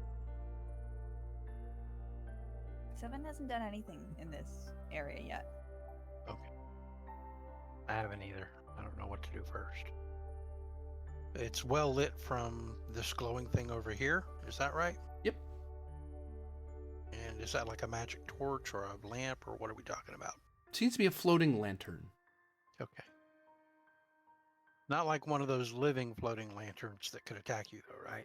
It is, but it's not. Oh. Because sometimes floating lanterns are tasked with something that isn't battle related. Plus, magical lanterns are very frightening to beginning travelers.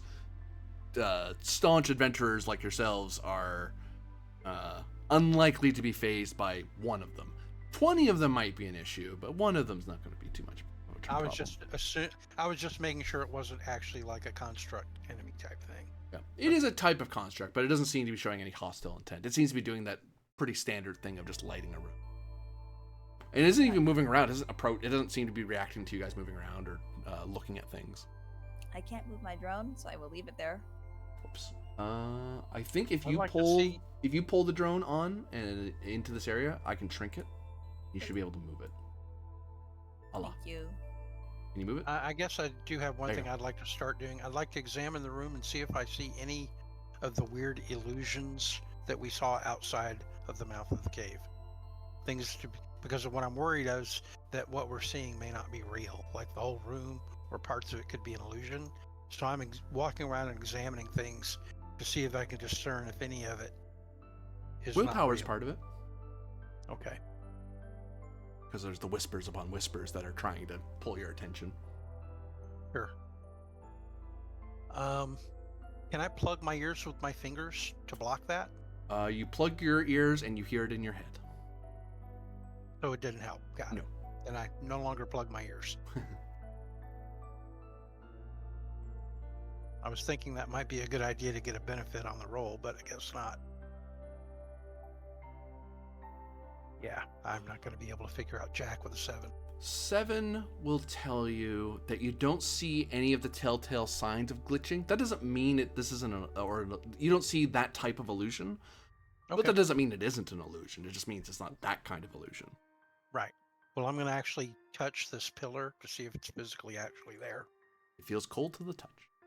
Okay. What's it made of? Marble or something? Or Ice. stone? Frozen water. Oh. So it's ice, but it's not freezing? It is cold to the touch, though. Okay. So it's ice. Looking at that little lantern, may I interact with it? What do you do to it? I'm gonna insight or inspect it to I want to figure out its model number. Willpower's part of it. It's really hard to concentrate with all that whispering. Ooh.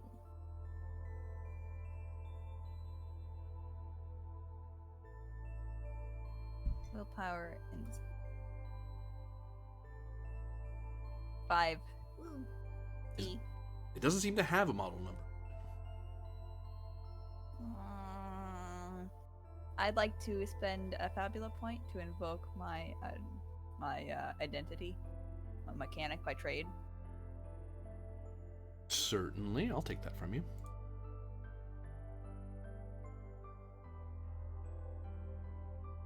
So roll again. Gimme. 9.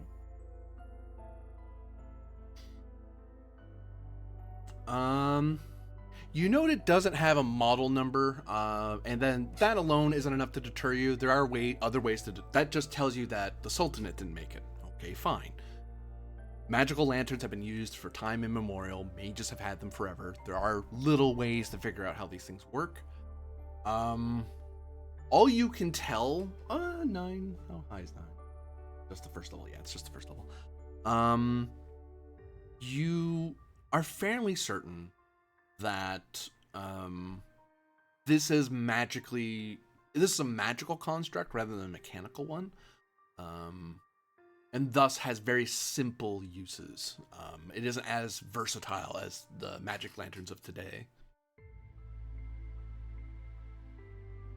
Man, okay.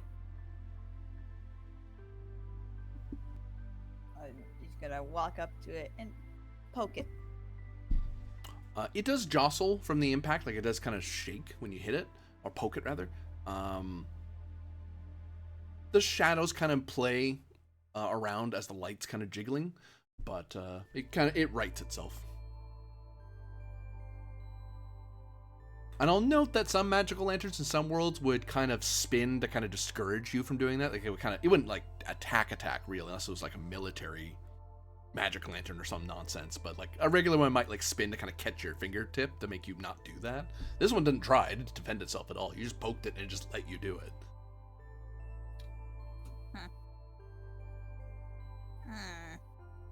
Ain't really sophisticated. You have a purpose, little guy, or you just here? I got nothing. Technically, if it's not moving, though, I can kind of pick it up and try to move it. You are able to move it. Let me put a token down that I will be able to move. Expect anyone to move it. that's It's mine now. You both of you to put anything near the chronic Bethesda hoarder. Yeah. It's super big now. It's gonna attack you now. But it's No, that's what happens when we summon the giant lamp that's in charge. Doesn't like me waving this one around like the magician's apprentice. I haven't seen that since I was a child, but you never forget it. Covered that up with.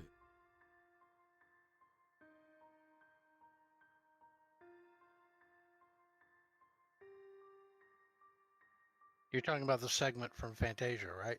Yes. Yeah, of course. Yeah, I haven't seen it since I was a kid, but you never forget it. It was so beautifully animated. Actually, I can't give you control of that, so what I'll do is I'll note it as a condition you have. Because you basically have control of this magic lantern, you can move it around and stuff. Whoa, that doesn't work. We're gonna...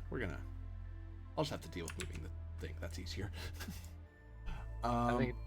You can hold it and move it around, but if you let go of it, it just hovers in wherever you let it go. What are you doing to that thing over there? Mine. It's mine.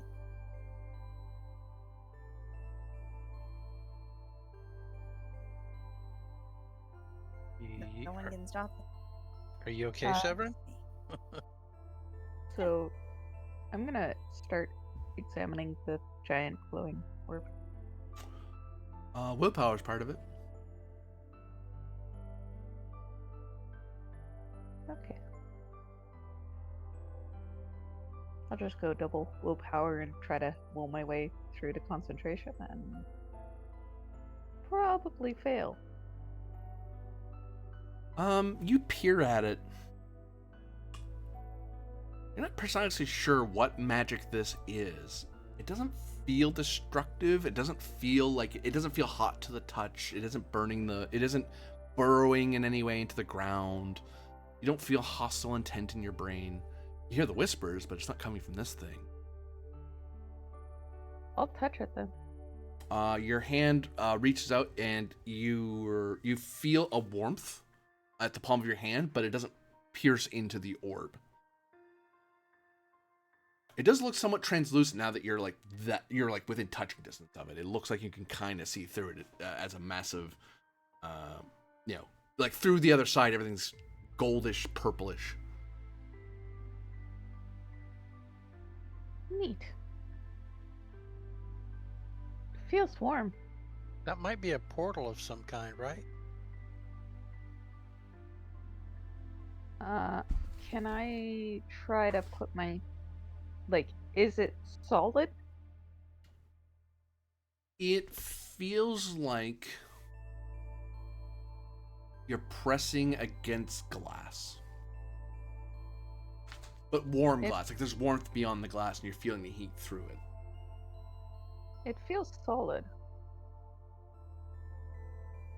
I'm going to go ahead and examine this book now.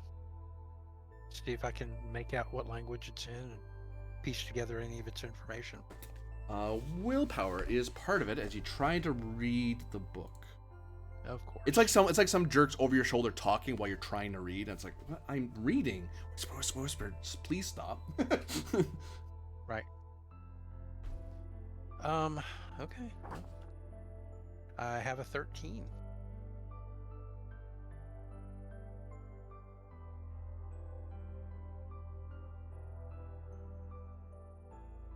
A 13 tells you that this DLC is $59.99, but if you got the Season 2 pass, you could get this for free. No. It is, as you read it, you see the book is full of illustrations, beautiful illustrations of various events and persons, grand trees and arcane spirits, of talking about the 8 pillars of existence, and it's almost overwhelming, and the whispers kind of even despite the whispers, it is kind of overwhelming to read.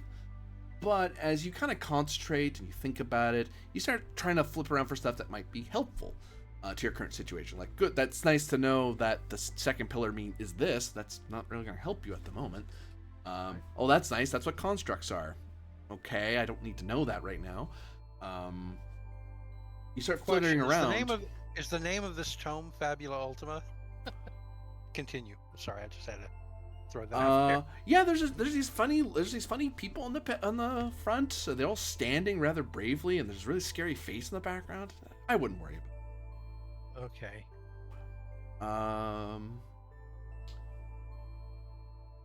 And you recognize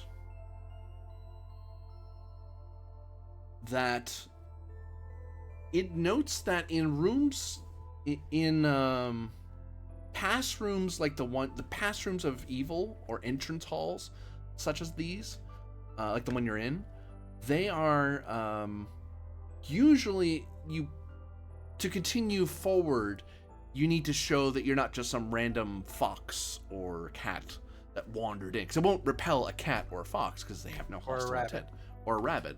But if you actually want to go around and and actually interact with stuff deeper in, you need to show some level of intellect or sapiency to prove to the whatever arcane mechanisms in place that you are a thinking, wise being that should be allowed to continue forward. Okay. And thus, there are various runes in each of the circles that will give a hint as to what the password is. And you're saying all these circles on the floor are different runes? They'll have like one rune that is unnecessary, but is like it doesn't break the circle, but it wouldn't stand out unless you knew to look for it. I see. So what we can do is we can examine each of these 4 circles, find the rune that doesn't fit, and erase it or cover it to complete its proper pattern. and maybe that would open the way forward. That might be one way to prove your intellect and wisdom, yeah. Okay, well, I'm going to voice that to all of you after reading through the book for a moment, and I'm going to approach the first circle near me and see if I can spot anything unusual about its pattern, and then I'm going to let the other two do whatever the hell they want to do with that information. Well, examining the floor will be a willpower roll. Others can assist by looking at other runes on the floor. Sure. And Aura is BRB because they have to fight their router. They have to fight the scariest boss of all. Oh dear. That's a boss, yes. I will continue to use insight for my other because it's my best stat. Oh, 14. That is better than my critically failed attempt at assisting. Thankfully, it's an Does assist. a critical So fail at assisting give me a penalty? I was about to say. Or does it just mean she I was failed about to to help? say Uh-huh. that, and this is something I've ruled on before. Assists neither give opportunity nor critical fail, because if it doesn't give opportunity, it doesn't get critical fail either. So it's kind of that balancing act. It just doesn't help. Got it. With a 14.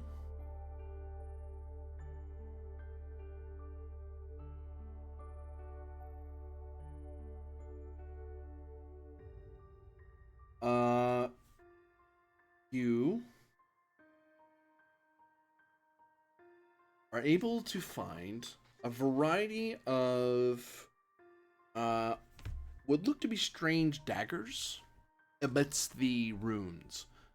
It's kind of a neutral arcane mark that usually might be used on its own. It's used as a sort of punctuation or a divider. It doesn't have any magical significance in and of itself, other than you can put it in a circle and it won't do anything. But there is a language to it, and you do find a series of these. The problem is you don't know the alphabet, and you don't know in what order you're supposed to script them out, if there even is an order. But you do recognize the runes that stand out. There is something that you're supposed to do here. Okay. I was thinking it might be a thing where there might be things that would be movable or removable on these that you could like carry from one circle to another, like a puzzle. Does that look like anything that's taking place here, or are they just solid slabs on the ground? They seem to be beneath that top layer of ice. In Oh, theory, so we'd maybe have you could get at them, but you'd have to get through that top layer to get at them. We'd have to melt the ice first. Okay. Well, Gotta melt ice. I think we can melt ice pretty easily. We can start a fire if we have to. But we're going to need to figure out this language, or one of you maybe might already know the knowledge of understanding what we're supposed to do with these runes. I'd like to walk around and examine more of the circles to see if I'm right about there being some sort of puzzle that we could complete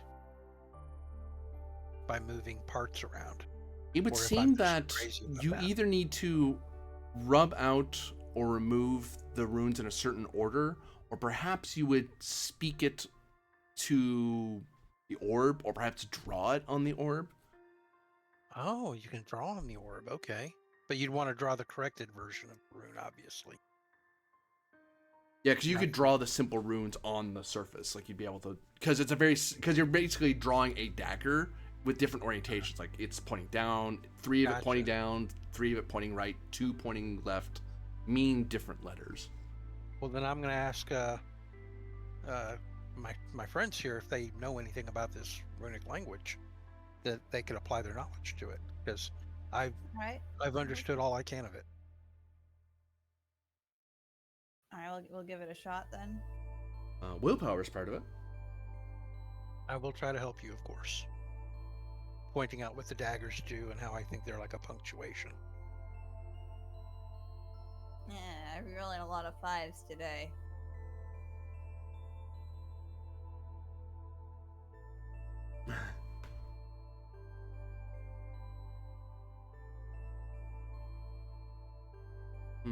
Whatever language it is, Zevin, it is not one the Sultanate uses. Or has encountered. Which either means it's incredibly old, or it's so obscure that it's just not something... It may be the high ones in your civilization know it, but it's not something you learned yet.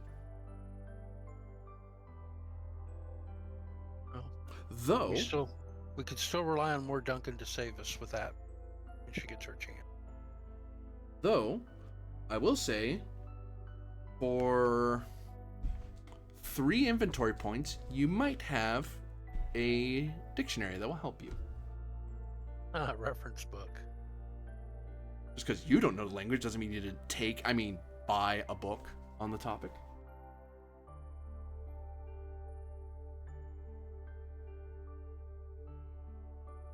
Does the lamp I'm Sometimes holding we- know anything about it? The lamp I stole? Willpower is part of the answer to that. Willpower. Don't think this is gonna work. Are you Love gonna try to Whoa. force the lamp to give you some answers? That's pretty good. I can picture you shaking the lamp. Tell us what you know. I dropped my mic. There you go. Funny. What was that? I can picture you shaking the lamp. Tell us what you know.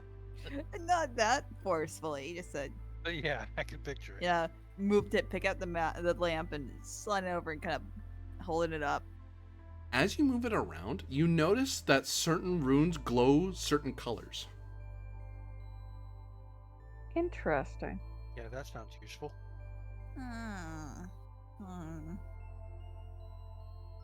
The surface of the orb is kind of gold and it has like purple and stuff behind the surface, right? Right.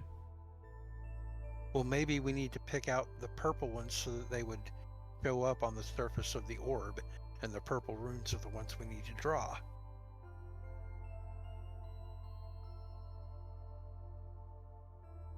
I'm just spitballing.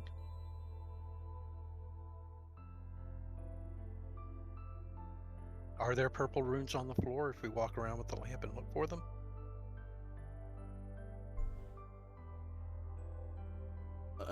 Does the lamp bearer do that?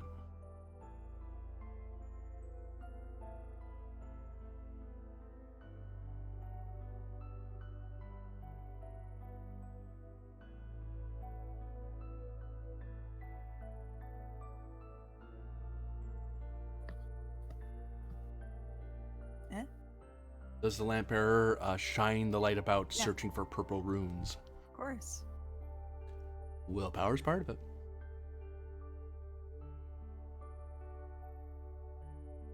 I guess I'm helping. I will also try to help. Boy, I wasn't helpful. Other than the idea, I guess. I am helpful Yay. for a change.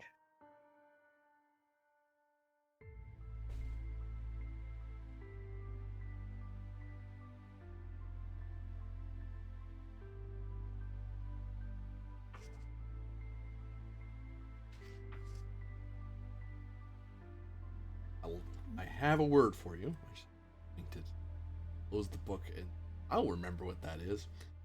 No, I didn't.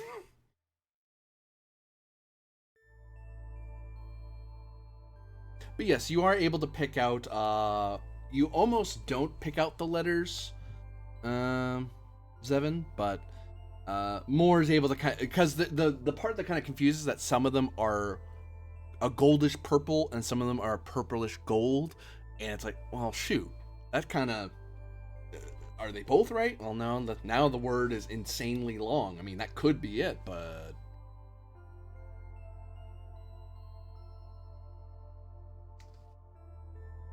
Oh, you don't know the word because you just know the... You know there's... You do find out a certain amount, and it's that certain amount is... The number of letters in the word are... Everything but what I'm looking for.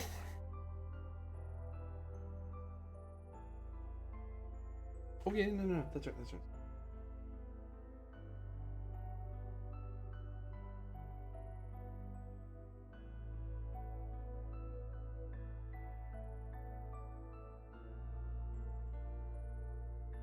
It seems to be only 5 of those characters are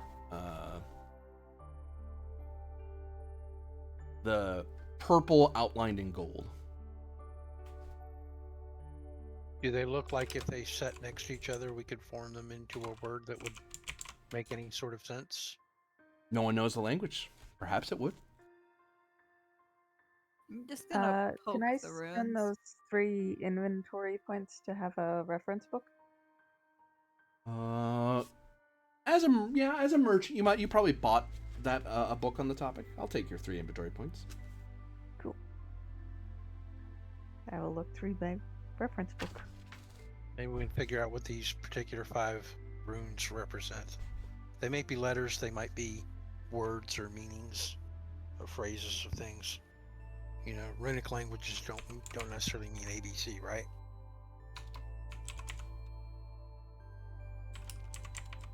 Mm.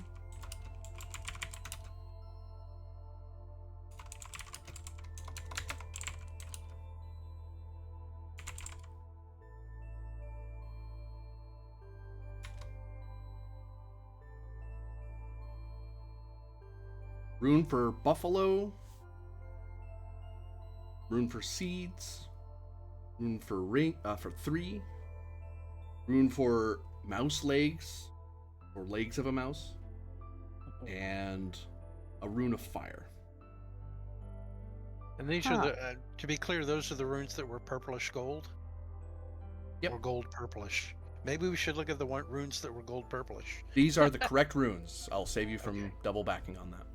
The roll succeeded. Thank you.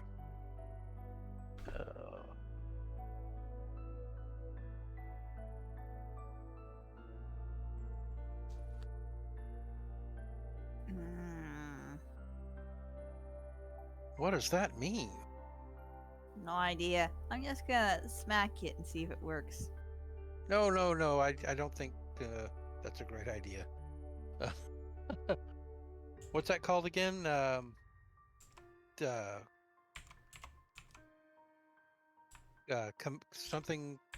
Something maintenance? Percussive? Concussive maintenance. That's it. Thank you. You're able to try looking through the book some more. You're able to kind of find an equivalence in common language if you were to use them in lettering.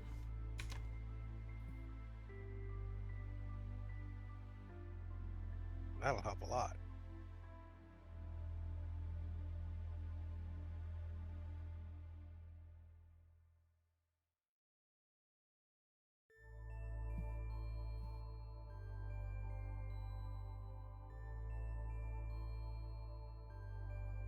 Hmm.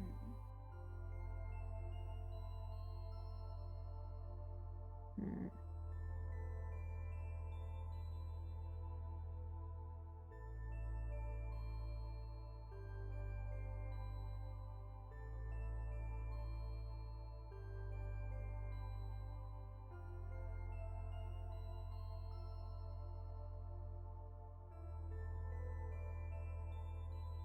Hmm. I mean, you could try your. No. Because I see mouse leg, and I'm like, you could. Mm.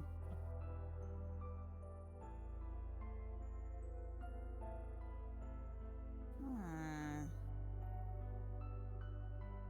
Hmm.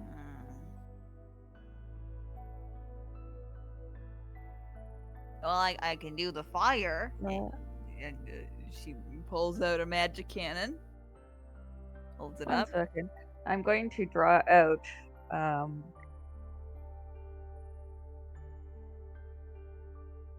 actually never mind.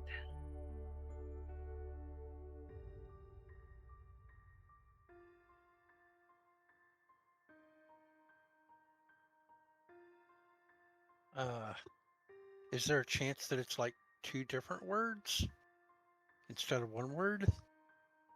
Because 1 word, I can't really think of anything that it might be. You're pretty sure it's 1 word, based on the way that the tome was talking about. Do these pillars have the look of something like formed and shaped like natural tree trunks by chance? They do. Okay, then I'm going to suggest, um, I think it might be ABIES, Abies, which I think is like a type of tree thing in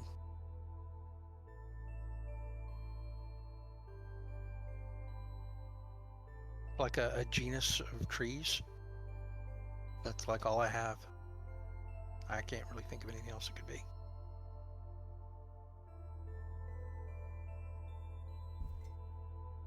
You're more of a tree expert than I am.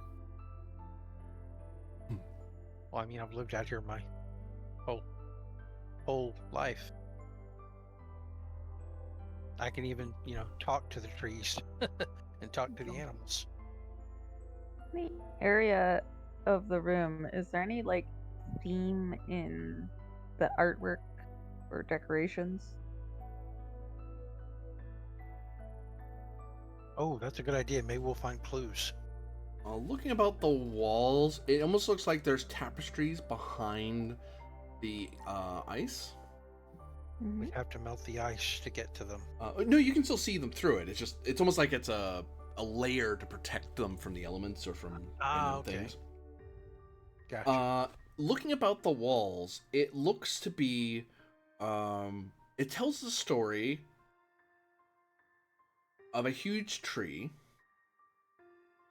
and then it shows an explorer, a youngish man, who, well, a mature man, who gets attacked by some sort of monster, and the explorer seems to be caught up in a trap, a man-made trap, and the monster is attacking them while they're in it. You see what appears to be some sort of cone with itty-bitty seeds mixed throughout it. And you notice that there are, these seeds are in a very particular shape. And that shape kind of looks like a mouse of some kind. That is, and then you see a picture of these mice hiding from a forest on fire.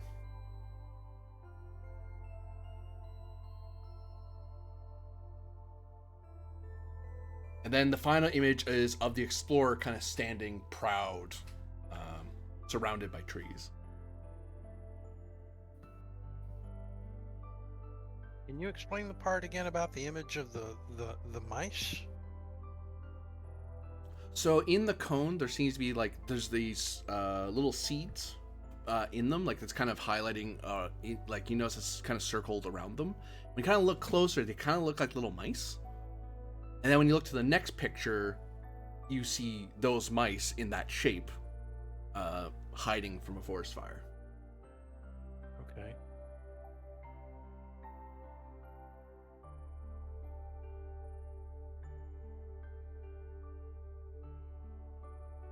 So, if I follow, the only thing not shown in the mural is the buffalo. Right. No, Nor there's a how the man monster got in the out of the picture trap. in one of the tapestries. What does the monster look like? A willpower is part of it.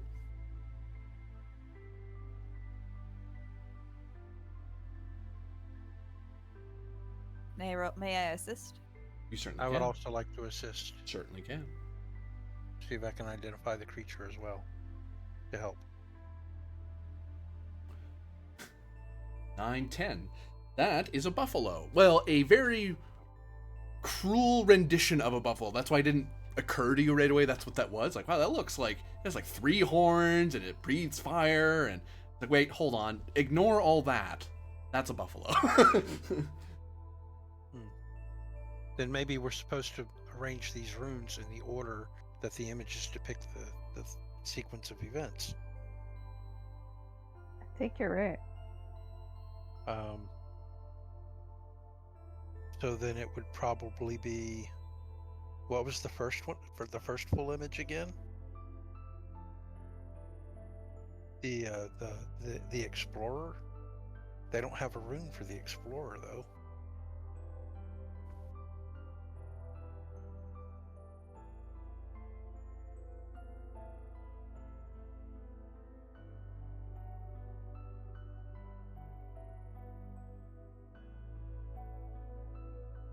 What if we're the explorers?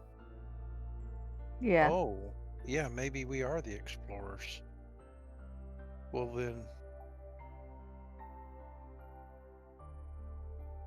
the fire would be the last thing, then the mouse legs, and then the 3, and then the seeds, and then the buffalo, going backwards.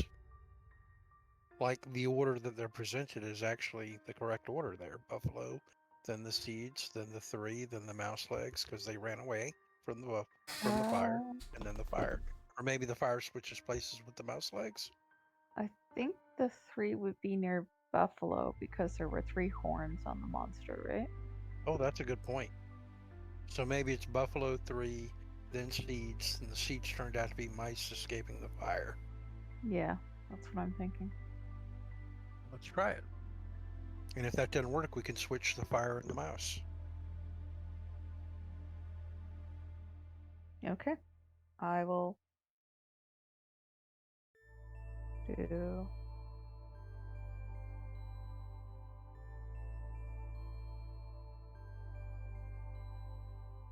I mean, what's the worst that can happen? Getting it wrong could have the whole thing activate a trap. That's a joke. I think the worst that can Where is happen it? is that we fail to activate the I port. just yanked at my own ears. There we go. I'm back. Welcome back. Welcome back. So yeah. I think we've already determined that this is just an entrance hall. If we can solve it, we get through. I don't think there's a trap awaiting us for doing it wrong. There could be one. There still could be, but it doesn't seem likely from what I read, from what I understood about the information in the book.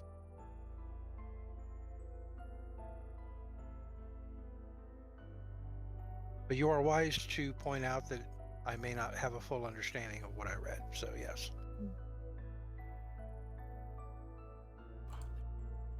We should be on guard at all times. More Duncan, you suffer the loss of 10 mind points. As you Ow. draw it out, and then you get a really bad headache, and then the runes disappear off the sphere. I think we were wrong. Should we try it reversing the last 2, like I mentioned?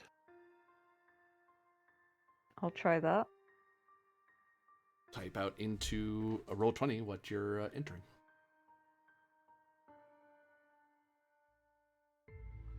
You lose 10 mind points. That does not work. Okay. I recommend the same person keep doing it, because then we can cure you with a single mind potion rather That than and- spreading it out. I mean, that and I don't use mind points for anything in my. So it doesn't matter if you use them up. I got you. Yeah. Okay. So I've got 4 more tries till I'm out of mind points. All right. Well, let's see if we can figure this out then. Can I consult the book and see if the book has any further information about how to properly write on that portal, or what the message should be? Willpower's part of it. You could do that. Okay. And I'll note, Norma, when you're... oh, no, never mind. No, it's a willpower test. I was going to say something, but that's what I was about to say was incorrect. Is the whispering still going too? Because maybe the Oh, book yeah. can help turn that off. The whispering's still going. All right. Whispers on Well, whispers on whispers. I'm just not vocalizing that because that'd be very irritating very quickly. Sure. It's fun. It's Maybe- fine to irritate your characters, not fine to irritate the actual players. I'd like to revise my attempt to check the book then. What I'd like to do first with this action is see if the book has any information about how to get out from under the whisper. Willpower. If I have help, maybe I can make it. Anybody want to come look at the book with me and see if you spot something I miss? Okay. I will try one more combination. The last one just before the Just ethers before the roll. roll. You lose 10 mind points. Okay. I wanted to rule it out, otherwise it would bother me. Fair enough. So you do give me help, and we have a 10 result then. Yep. Thank you. 10 result tells you that the whispers upon whispers are linked with the are linked not to the room itself. That's not a function of the circles. That's a function of the artifact that's present in the ruin. Okay, so we're not going to be able to do anything about that. It's just always going to be a thing. At least here. It might not be in every area. This place may be resonating in a certain way with the artifact. Fair enough. I pass that on to everyone. We may have to Actually, deal I'll with go one further. It will not be beyond this room that will happen. It's only this room will happen. Okay. Because So this room it's resonating with the magical circles on the floor. resonating with the circles on the floor. All right. Keep looking in the book to see if I can figure out what order these runes are supposed to be in. Willpower? Some variety? I'm going to use my call to my my curious creature to re-roll that. You're willing to sit there, and despite the whispers, you're going to read on anyway. Yep.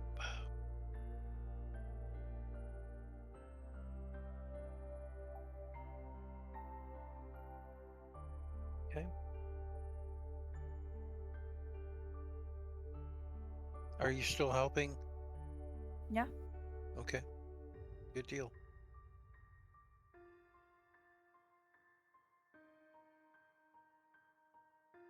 Maybe we can get a 12 out of it.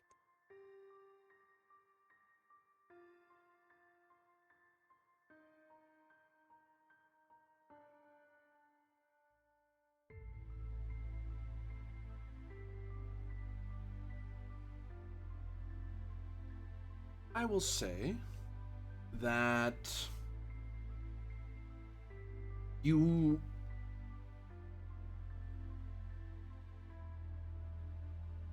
realize that because it doesn't have this precise combination, it talks about in generalities about this type of password locking. It's not so arcane and obscure that a clever person couldn't figure out on their own. It's not like a secret society handshake or something like that. It's meant for anyone who happens to come in here to be able to get through. And further,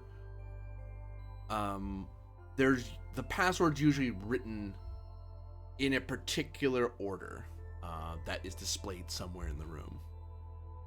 So we should be able to find these already in the correct order somewhere else if we look for it. You likely already have, because there's only so many resources in the room that have lettering. Okay. Well, then I'd like to go around the room and see if I can locate those particular letters together somewhere. Already formulated into the correct pattern. Willpower's And of part course, of it. I pass that on to everybody so everybody knows that the answer is here somewhere already. We just have to find it. I kind of feel like it's probably better if somebody else rolls this one since I did the last one. I don't want to bogart every roll. I shall investigate then.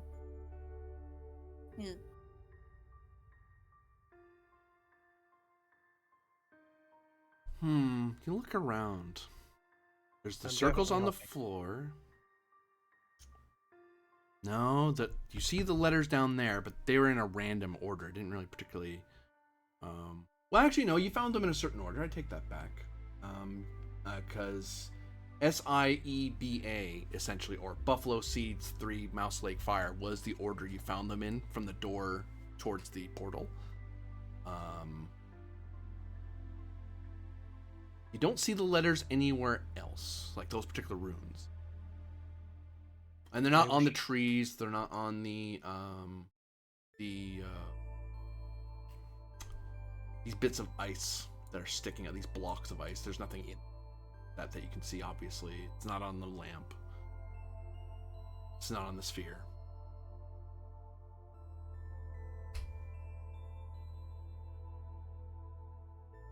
Well, we originally found them because they were the only ones that were purple or purple gold. So Yeah. they're not all next to each other, correct? Yep. But we don't find them all next to each other anywhere else in the room? No. Okay. How are they laid out in the room? Like on the floor, you mean? Yeah. Be like.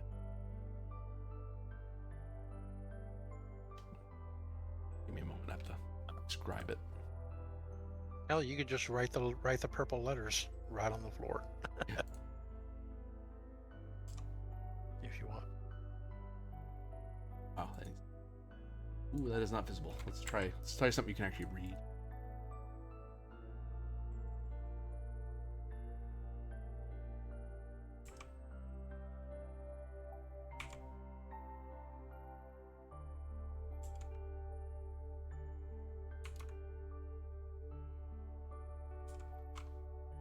That. Wow, those are tiny.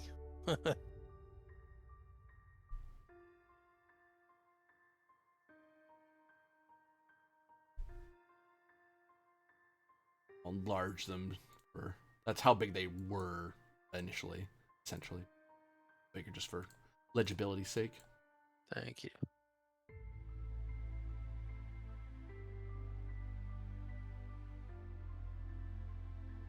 Okay. Have we tried the original Well- order?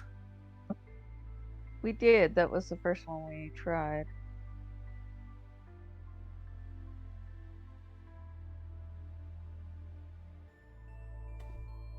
Oh, sorry, I have those backwards.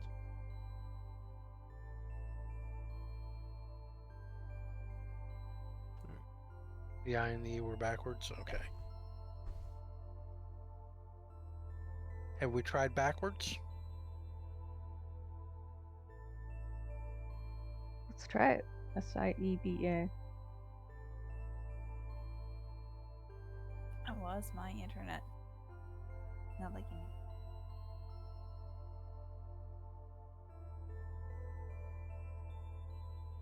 you.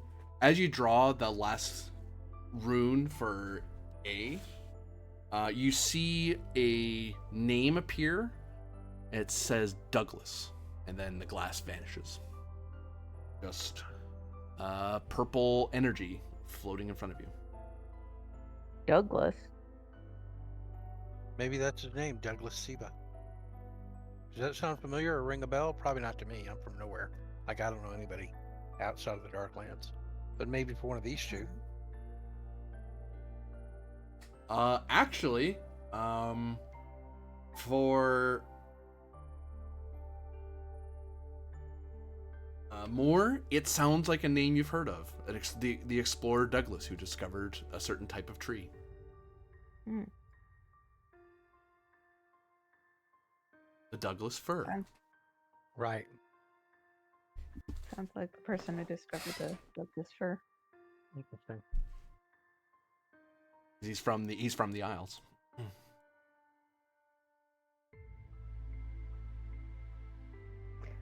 Now that the glass is gone, I'll try touching the mysterious energy. I might regret this, but we'll Poof. see. Yeah. If she poofs shit. through, then I'll just look back at over there at 7 and shrug and go in after her because I don't want her to go alone. Poof. Also poop. Poof.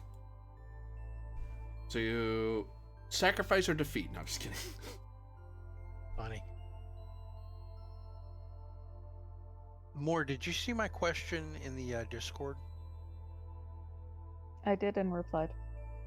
Oh, okay. All right, I wasn't sure. I was just wondering how your numbers were so low then. Might was my dumb stat. Ah, okay. Fair enough.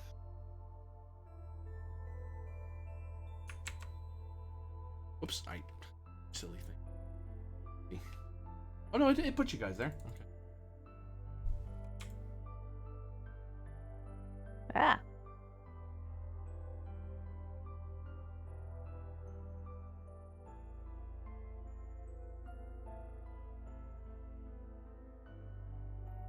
Here in this new place,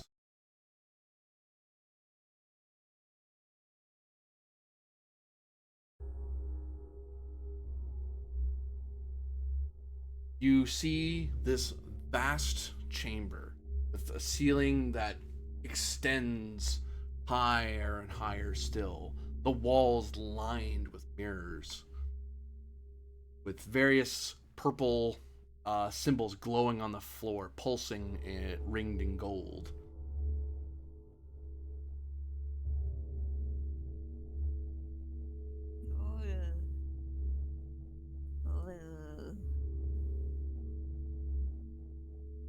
I will look at the symbol on the floor.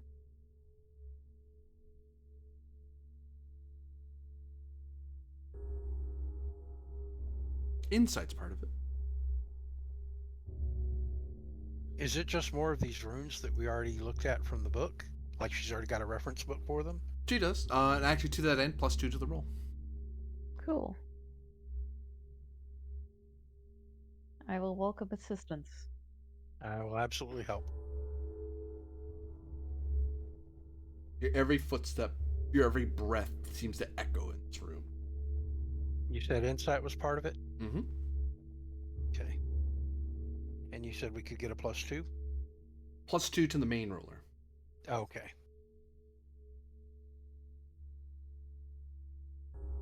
Yeah, I'm not much help then. Even though it's my best stat, I just roll terrible. That's okay. I got 6 on a double willpower roll, and willpower is apparently my best stat, so no worries. 7 is helpful. We get a total of 15. 15, you said.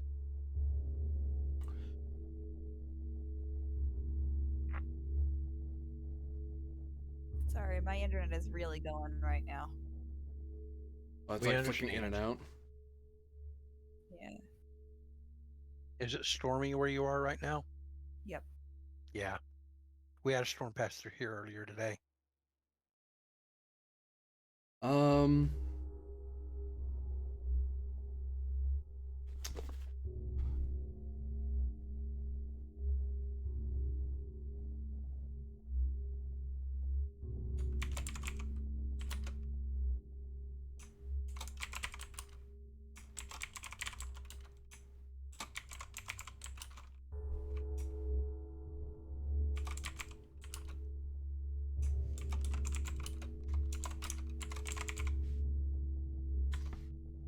You see those words repeated over and over and over and over and over. And it's a jumbled mess. It's like it's not really in a proper circle. Imagine every change of hue in that floor you see is a new rune. So it's just kind of everywhere. All right. I'll also note, as the three of you are examining the floor, you notice a couple things. One, the glass has reappeared on the sphere, so you can't enter it anymore. And you see in the mirrors that it appears Alexander and Lucius are doing exactly what you're doing. In a different mirror, you see Aether is trying to consume more Duncan. In a different mirror, What? Seven is shooting at Alexander. In another one, Moore is throwing potions in every direction. And then others look like what you're doing. Creepy. We're looking at weird, twisted, alternate places, times. Strange. So, Or maybe glitched versions of us are attacking real versions of us in other universes. do we have an idea of what the directions are down here? There's at least one I've- wayfarer here. Up is north. Okay. I'll give that to you. That's not a thing written in the book, but I think it makes sense. That's fair. Based You- on my reference book, can I find the runes for each of those directions? Say again. Sorry, I misunderstood you. Based on the book that I have, Mm-hmm. is it possible for me to translate each of those words? Oh wait, no, we're seeing them on the ground. We already translated them. Yeah. Right. We know Um, what the symbols. Yeah, there are a bunch of are. like daggers in different directions, and then when you're able to go, oh, that means this. Like this combination, like as opposed to when you look at the other ones, it was like a disjointed like letters or pictographs. But then the pictographs together, mean certain things. Okay. Well, So yeah. I'm Go gonna ahead. try this stupidly obvious thing. And try writing um east on the east East. side, Right. Right. nadir at the bottom, Zenith up at the top. I center can actually near fly the up there center, and do it. zenith Yeah. at the top, etc. for all the locations on it. Yeah. I was thinking the exact same thing, and I Sorry. will help you with that. So clearly, I want to hear where things are going because it is very careful where these things go.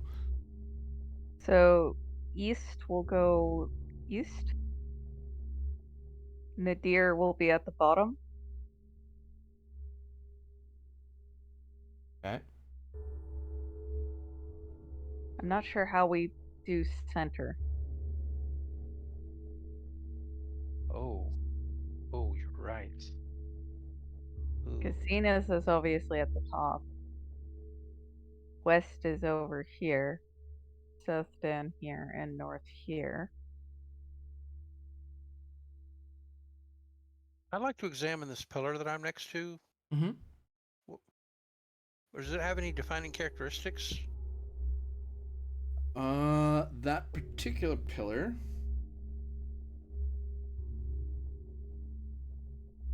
Looks like an organized courtroom. You mean like it has a drawing on it or something? A carving, yeah. Yeah, okay. Are these chests over here up on the north by the mirrors? It would seem so. Oh, I think we need to investigate the room a lot more before we just jump right in with the drawing. Okay. But I have to say, my initial gut feeling was to do the exact same thing. So I feel you, sister. Okay. I would like to get a good look at like this entire column of columns, if you will, like the 5 that are just to the west of the orb, and see what's drawn on each of them, so we have an idea of what's going on in here. An organized courtroom. Mm-hmm.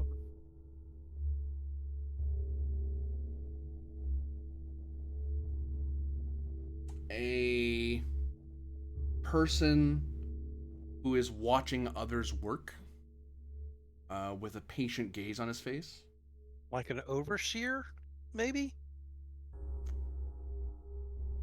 This just has the sun repeated multiple times. Okay. It's various sun motifs. This one looks to depict a war. Oh boy. Or various versions of that war. Or multiple battles from a war or something like that. Right. This one, you see a variety of absurdities, like a flying bed, a butterfly wearing pants, That's fairly absurd, yes. like Okay. various things like that. All right. Well, there's definitely no answer to be found on the columns. Anybody else got an idea?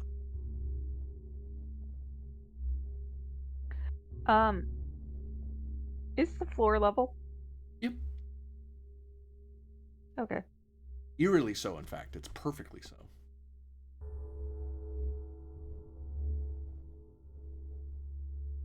What's this over here?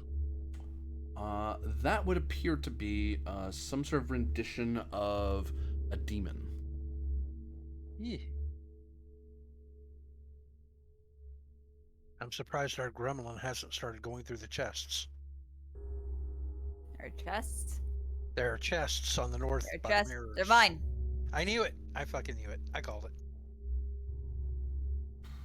No, pounce on them even. Insight is part of it. You get a +1 because you have magic lamp with you. Nice. You said insight's part of it? Yep. I know.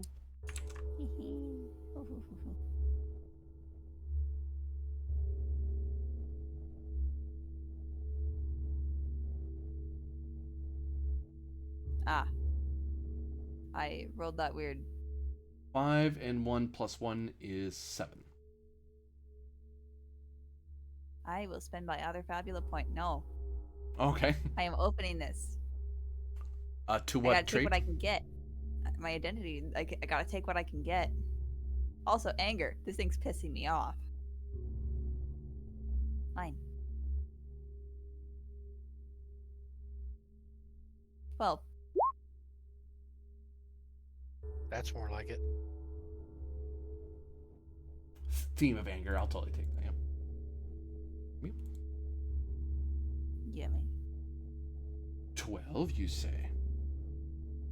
It's bread, you say.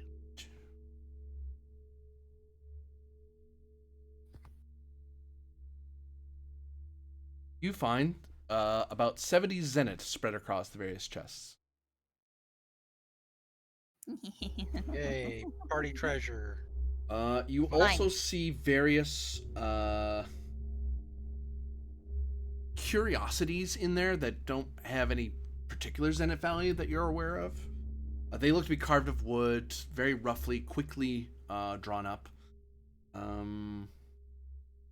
And some of it mimicking what's on the pillars, some of it making no sense to you, some of it looking like orbs, some of it looking like figures with wings, some of it having the lettering that you saw on the floor, that sort of thing. But zenith, you know zenith. Zenith, you know that's coin, you know what that's worth. I mean, I'll take the wooden figures too. Maybe it'll be worth some money. Who knows? If you sell them in a town, let me know. Remind me what it is you found, and I will tell you how much they are worth. It'll depend on who you Assuming sell they are it to. not used here. Yeah, you might be able to find a collector who will buy curios absconded from an ancient dungeon somewhere, right? Yep. Yeah. How many chests were there all together that she went through? 2, I see 3, 10 4, total in the 5, 7, 8. 10. 10 is correct. Okay. So they've all been looted now. Yep. Okay. That didn't really shed any light on the get it? Light your lamp. It didn't actually shed any light on our problem though. Because I don't know how to get a rune into the center of the orb while the glass surrounding it still is up. Unless maybe we're supposed to draw it last. I don't know.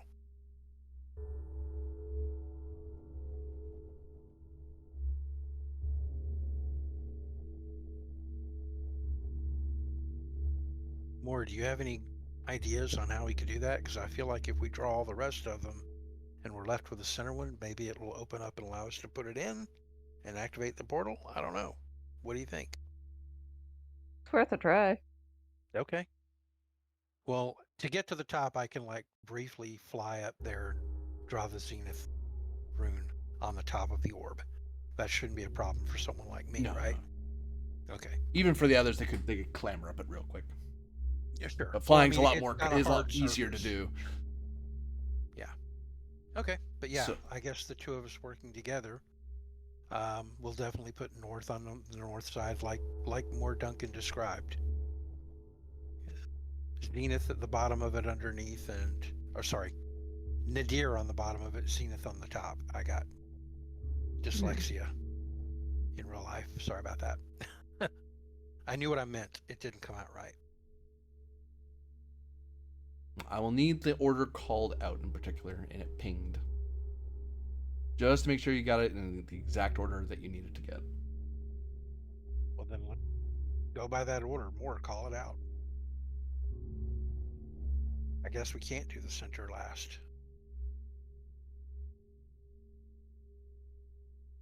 I'll do east. I'll crawl under it and do the nadir.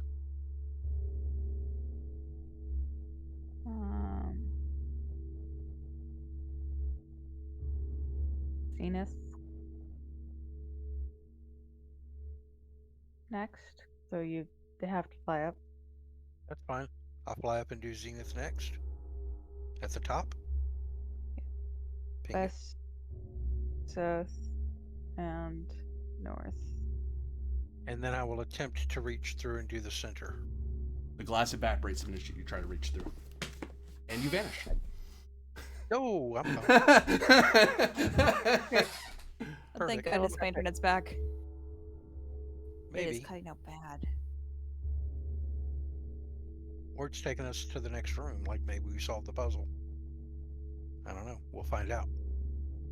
Next time on Dragon Ball Z. Sorry. You notice they vanished into the orb. All right, I shall follow afterwards. It seems that the temporal, spatial distortions are catching up with my internet. That's totally part of my plan. Where did you go? I've lost your token. It's right here.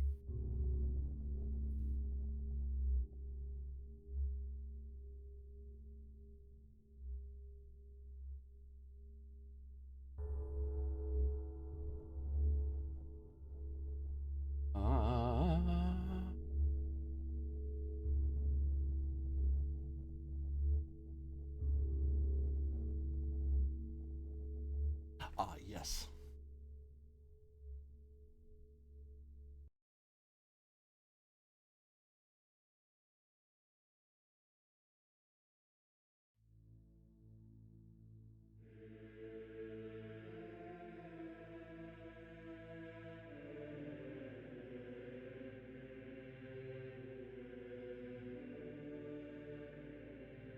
Well, this does not seem ominous.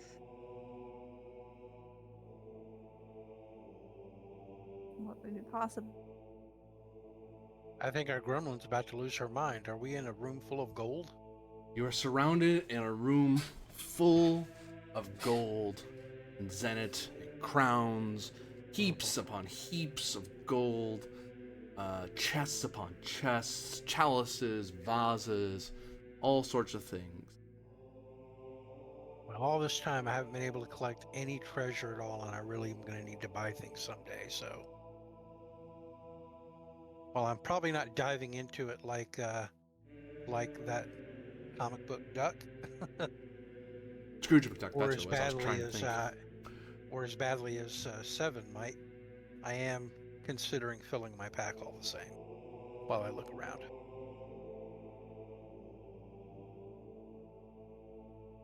I'm gonna look for any more runes or anything.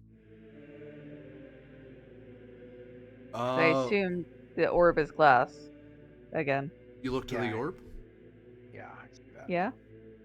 Inside the orb appears to be a pedestal, inside which is a much smaller orb, except it doesn't look to be made of glass, but of the magical metal orichalcum.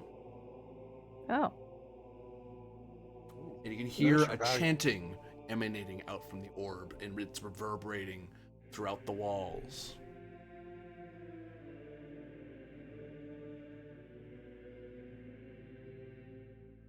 Maybe the symbols that we need to open the glass this time are under the gold. How thick or how deep is this pile of gold we're standing on? Probably about 6 feet high. Good God. What are these things over here on the north of us? Those look to be reliquaries with things in them. Reliquaries with things. Think like Raider of the Lost Ark, like that sort of thing. Yeah. I don't want to have my face melt off, so I'm just going to wait for a second. I'll note there's no glass. There's no glass in the portal, you're saying? No, Surrounding it? just glowing. There's got to be something to this room, though. How much gold or zenith can I actually fill my pack with if I start trying to collect? For each inventory point you're willing to sacrifice, 1,000 zenith. Ooh.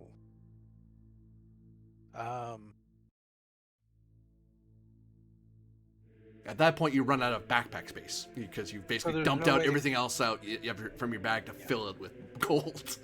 Is there any amount of zenith that you can collect that doesn't use inventory spaces? Just collecting zenith? You can Like collect you would normally have? like 50, because that's enough to kind of stuff in your pocket and not take up extra room. Okay. Well, I will collect the 50 zenith because I need it then. And go no farther for the moment. Yep. So that'll give me 70 instead of 20. Mm-hmm. Because I've been broke.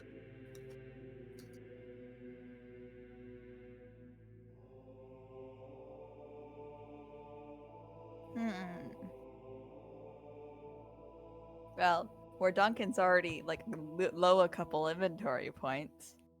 I fully expected you to basically turn out your backpack and fill it with gold. And then have someone else carry the contents of your regular backpack for you.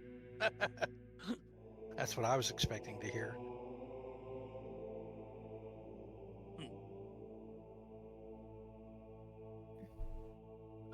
I see a bunch of boxes and things laying on the ground too. What are these? Treasure chests. Fine, I'll go investigate a treasure chest.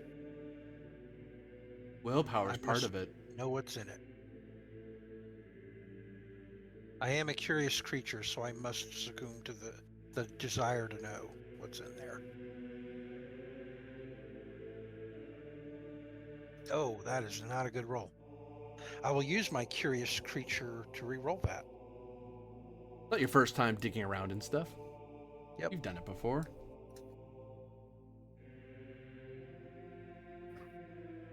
All right, that's a 10 that time. That's much better. As you start opening the chests, you see the various coins and gems and trinkets and tiaras and jeweled daggers, and you feel this overwhelming urge to start filling your backpack with whatever you can. But you're able to resist it. You can choose to if you want, but you can resist it. The reason you do is because you're curious. You don't just look and go, well, that's gold, and then start filling your bag.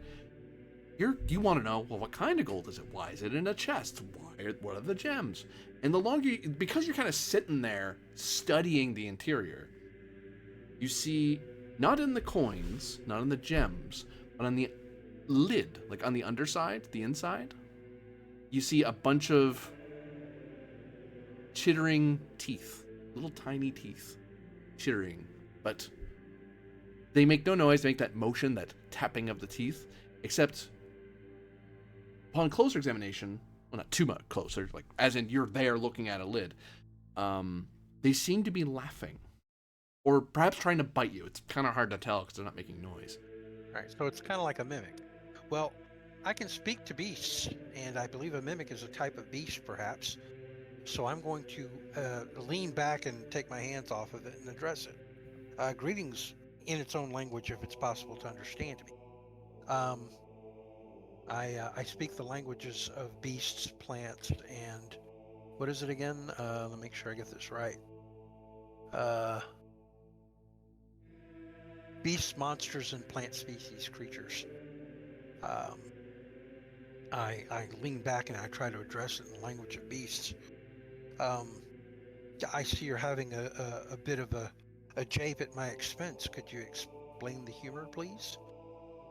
I apologize for, so rudely grasping your face. You try to chitter at it, it doesn't respond. And you try squeaking at it. It's not that. Ooh, maybe you have to growl at it. You try that. That's not it. Oh, you try vocalizing a sort of supersonic echoing noise. That's not it. Try a different kind of chittering. That's not it. You try blubbing, like a fish. That's not it. Blorp. Try growling a lot deeper, like a big beast. That doesn't do it. The only one you can think of, really, you do this much more. It's really hard to do because it's a very rare beast. You've only heard of it from afar, but you try to do this very almost sing-songy howl. It's like a wolf's howl, but it's a lot more soothing a sound. You mean like whale song? Almost. Yeah. And it doesn't respond to the beast language in any form. Okay. So it's a monster rather than a beast then, yes. Ah. I'm going to call back to everybody. I think there are objects in the room that are actually alive, and they appear to be laughing at us, and I suspect, I could be wrong, but I suspect that taking any of this gold or gems or treasure is a trap of some sort, or would prevent us from leaving the room. What? It's just a guess, but I bet there's a bunch of skeletons underneath this piles of gold of people who couldn't leave after they were entranced by the idea of filling their packs with gold. But yeah, I think this is all a trap and we're not allowed to take any of it. I know. Say that.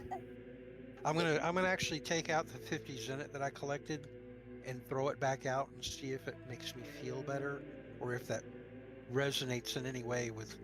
You maybe hear them it's not gonna tinkle. laugh at me anymore. You hear the tinkle of them hitting against the mats of gold in Zenith, like musical notes.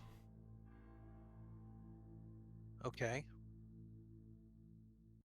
Does I'm the sure. chest stop laughing at me? You go to look. Yeah. Oh, no, it's still laughing at you, or trying to bite you. Again, it's hard to tell. Well, I'm definitely going to get far enough away to it bite on me. I'm not going to stay there and let it nibble on me.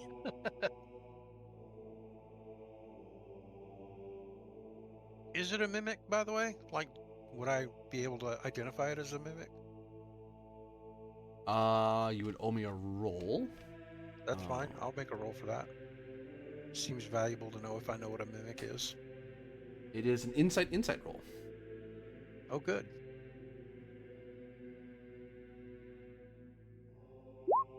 An 11.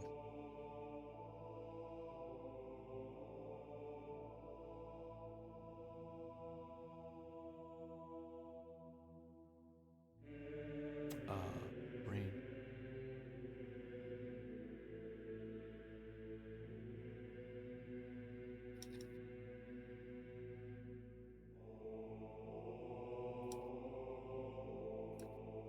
You do, in fact, learn that it is a dragon. It's a mimic. It's a type of monster. They're usually pretty vicious, though. So cunning, unusual. formless, normally ravenous, and stealthy. Right. It is acting against its trait of ravenous for some reason. It should be just trying to eat you the minute it realized you discovered it, but it isn't doing that. I guess the real trick is figuring out why, but I'll pass that along to the two of you. This is definitely a mimic, and I don't know why it's not so hungry that it's trying to eat me immediately. So, Yeah. I'm gonna pick There's up some of my definitely gold and toss it in. yeah. Oh, good thought. Maybe it's full on gold.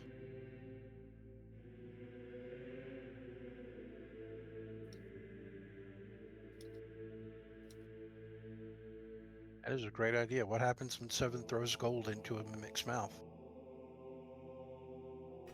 Zevin, do you throw gold in one of their mouths? Yeah. Oh. So you open up the chest. Willpower's part of it. So you have to resist the urge to not yank things out of the chest. You haven't done that yet. I want money. Gimme. tired of being broke, so I also want money.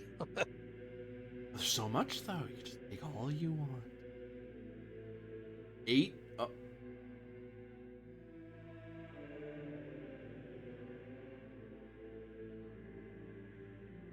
I have 0 Fabula. Hit me with your worst GM.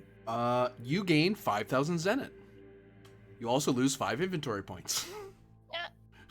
As they've been I see used her because you have to shoveling start gold dumping into stuff her out. pack. Yeah, okay. We see her shovel gold into her pack. Yeah. I'm gonna go over to try to help her. I'm like, Seven, what are you doing? I just told you. I think this is all some kind of curse or trap. It's just so much. I wouldn't need to like to go and search for scraps anymore. The lid slaps shut. Is my hand in it? Thankfully, no. You were kind of being distracted by somebody.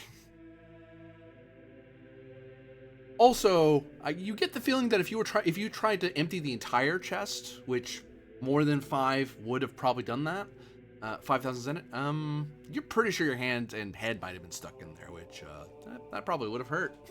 That snapped pretty darn hard. That looks like a metal lid. Kind of a With sharp teeth. edge and everything too. Oh, I mean, I don't know if it's teeth. It's just sharp. That's all. Yeah. Might have teeth later, but not right now. I like to examine more Duncan to see if she looks like she's being tempted by all this gold as well, or if she's all right. Just like sort of regard her. I'm poking at the sphere. Well, Oh, it there's no doesn't have a glass. glass surface. You can reach right in, but you might disappear if you go too deep. To answer your question, yeah, you push your hand at it, and yeah, there's no glass, but you don't disappear right away when you do that.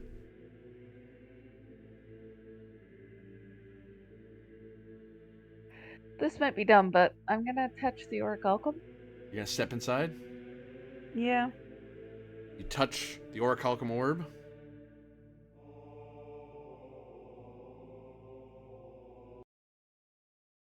The I'm watching singing intently. stops. It all comes to a stop.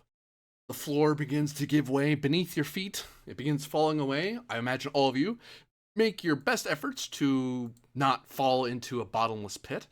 Don't worry, there's no roll. It's collapsing slow enough that as long as you're making some effort to not fall to your doom, you're probably okay.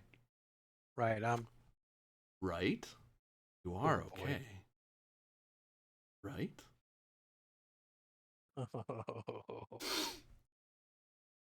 Oh boy. And with that, that will be the end of our session for today. As a good chunk of that dungeon has been looked through, some of the challenges were... You guys could have taken some pretty bad damage, and you guys could have been defeated by that first encounter just by, I mean, there's not a lot of magic pew pew in your party, so it's a lot of, if you don't do magic damage, you just have to fight them straight, and that's not impossible for you, but it would have drained more resources than you might think. The puzzles were, they could be solved in different ways, and I found it interesting. I'm actually surprised you guys got through the second puzzle so quickly. That was a real... I didn't know what Nader was. I kind of had an idea, and I pulled from a particular book. For those who are watching, I knew. the Element Encyclopedia of Secret Signs and Symbols. That's where I was pulling from. So I knew there was a puzzle. I didn't know precisely what that puzzle was until I started flittering through and going, I know what I'm doing. Just went with it. But yeah, holy cow, it's like Nader. Oh yeah, it's different points on it at the top, Zine at the bottom's Nader. I'm like, okay, and then you guys almost did it. Also, there was the weird one with the first puzzle where I gave you the answer. I was like, I'll actually tell you it in the correct order, and I'll see what you do. I actually let in ages. That type of genus is fur. It's the fur one, but that's actually the wrong answer. That's actually a misleading answer. Cool. So you're saying we did pretty good then? Yep, and you could have gotten fights if you did stuff like trying to smash your way through certain things. A fight would have started. But different ways, different paths. But more to fives all around. Good job, everybody. Money. And I will. Hey, you are a bunch of Zenit richer. You just can't. Just don't have any inventory points. Well, you have 5 less inventory points now. It's money. full of Zenith. And lastly, I will point out, and I don't mind telling people at home this because you'll probably figure it out pretty quickly. You found the artifact. That's what you picked up. You picked up the harmonic resonator. Damn. Which Okay. is why Okay. the place started falling apart. All right. Okay. Good job. Good job, Once Mordecai. again, Moore's endless curiosity shall doom us all. Hilarious. But you still have to escape, and you're probably not the only one looking out for these artifacts. Right. All that said, for all of you watching, thank you very much for watching. For those of you playing, thank you very much for playing. See you again next time. Bye. Bye. That was so fun. Great game. Glad to know we bulled our way through it to a degree. Glad to know I got 5,000 Zenith. Now I wish I'd filled mine because I'm tired of being broke. Don't worry, there's no downside to that at all. Sure. I wouldn't. Zenith. Yeah. I totally believe you. Mhm.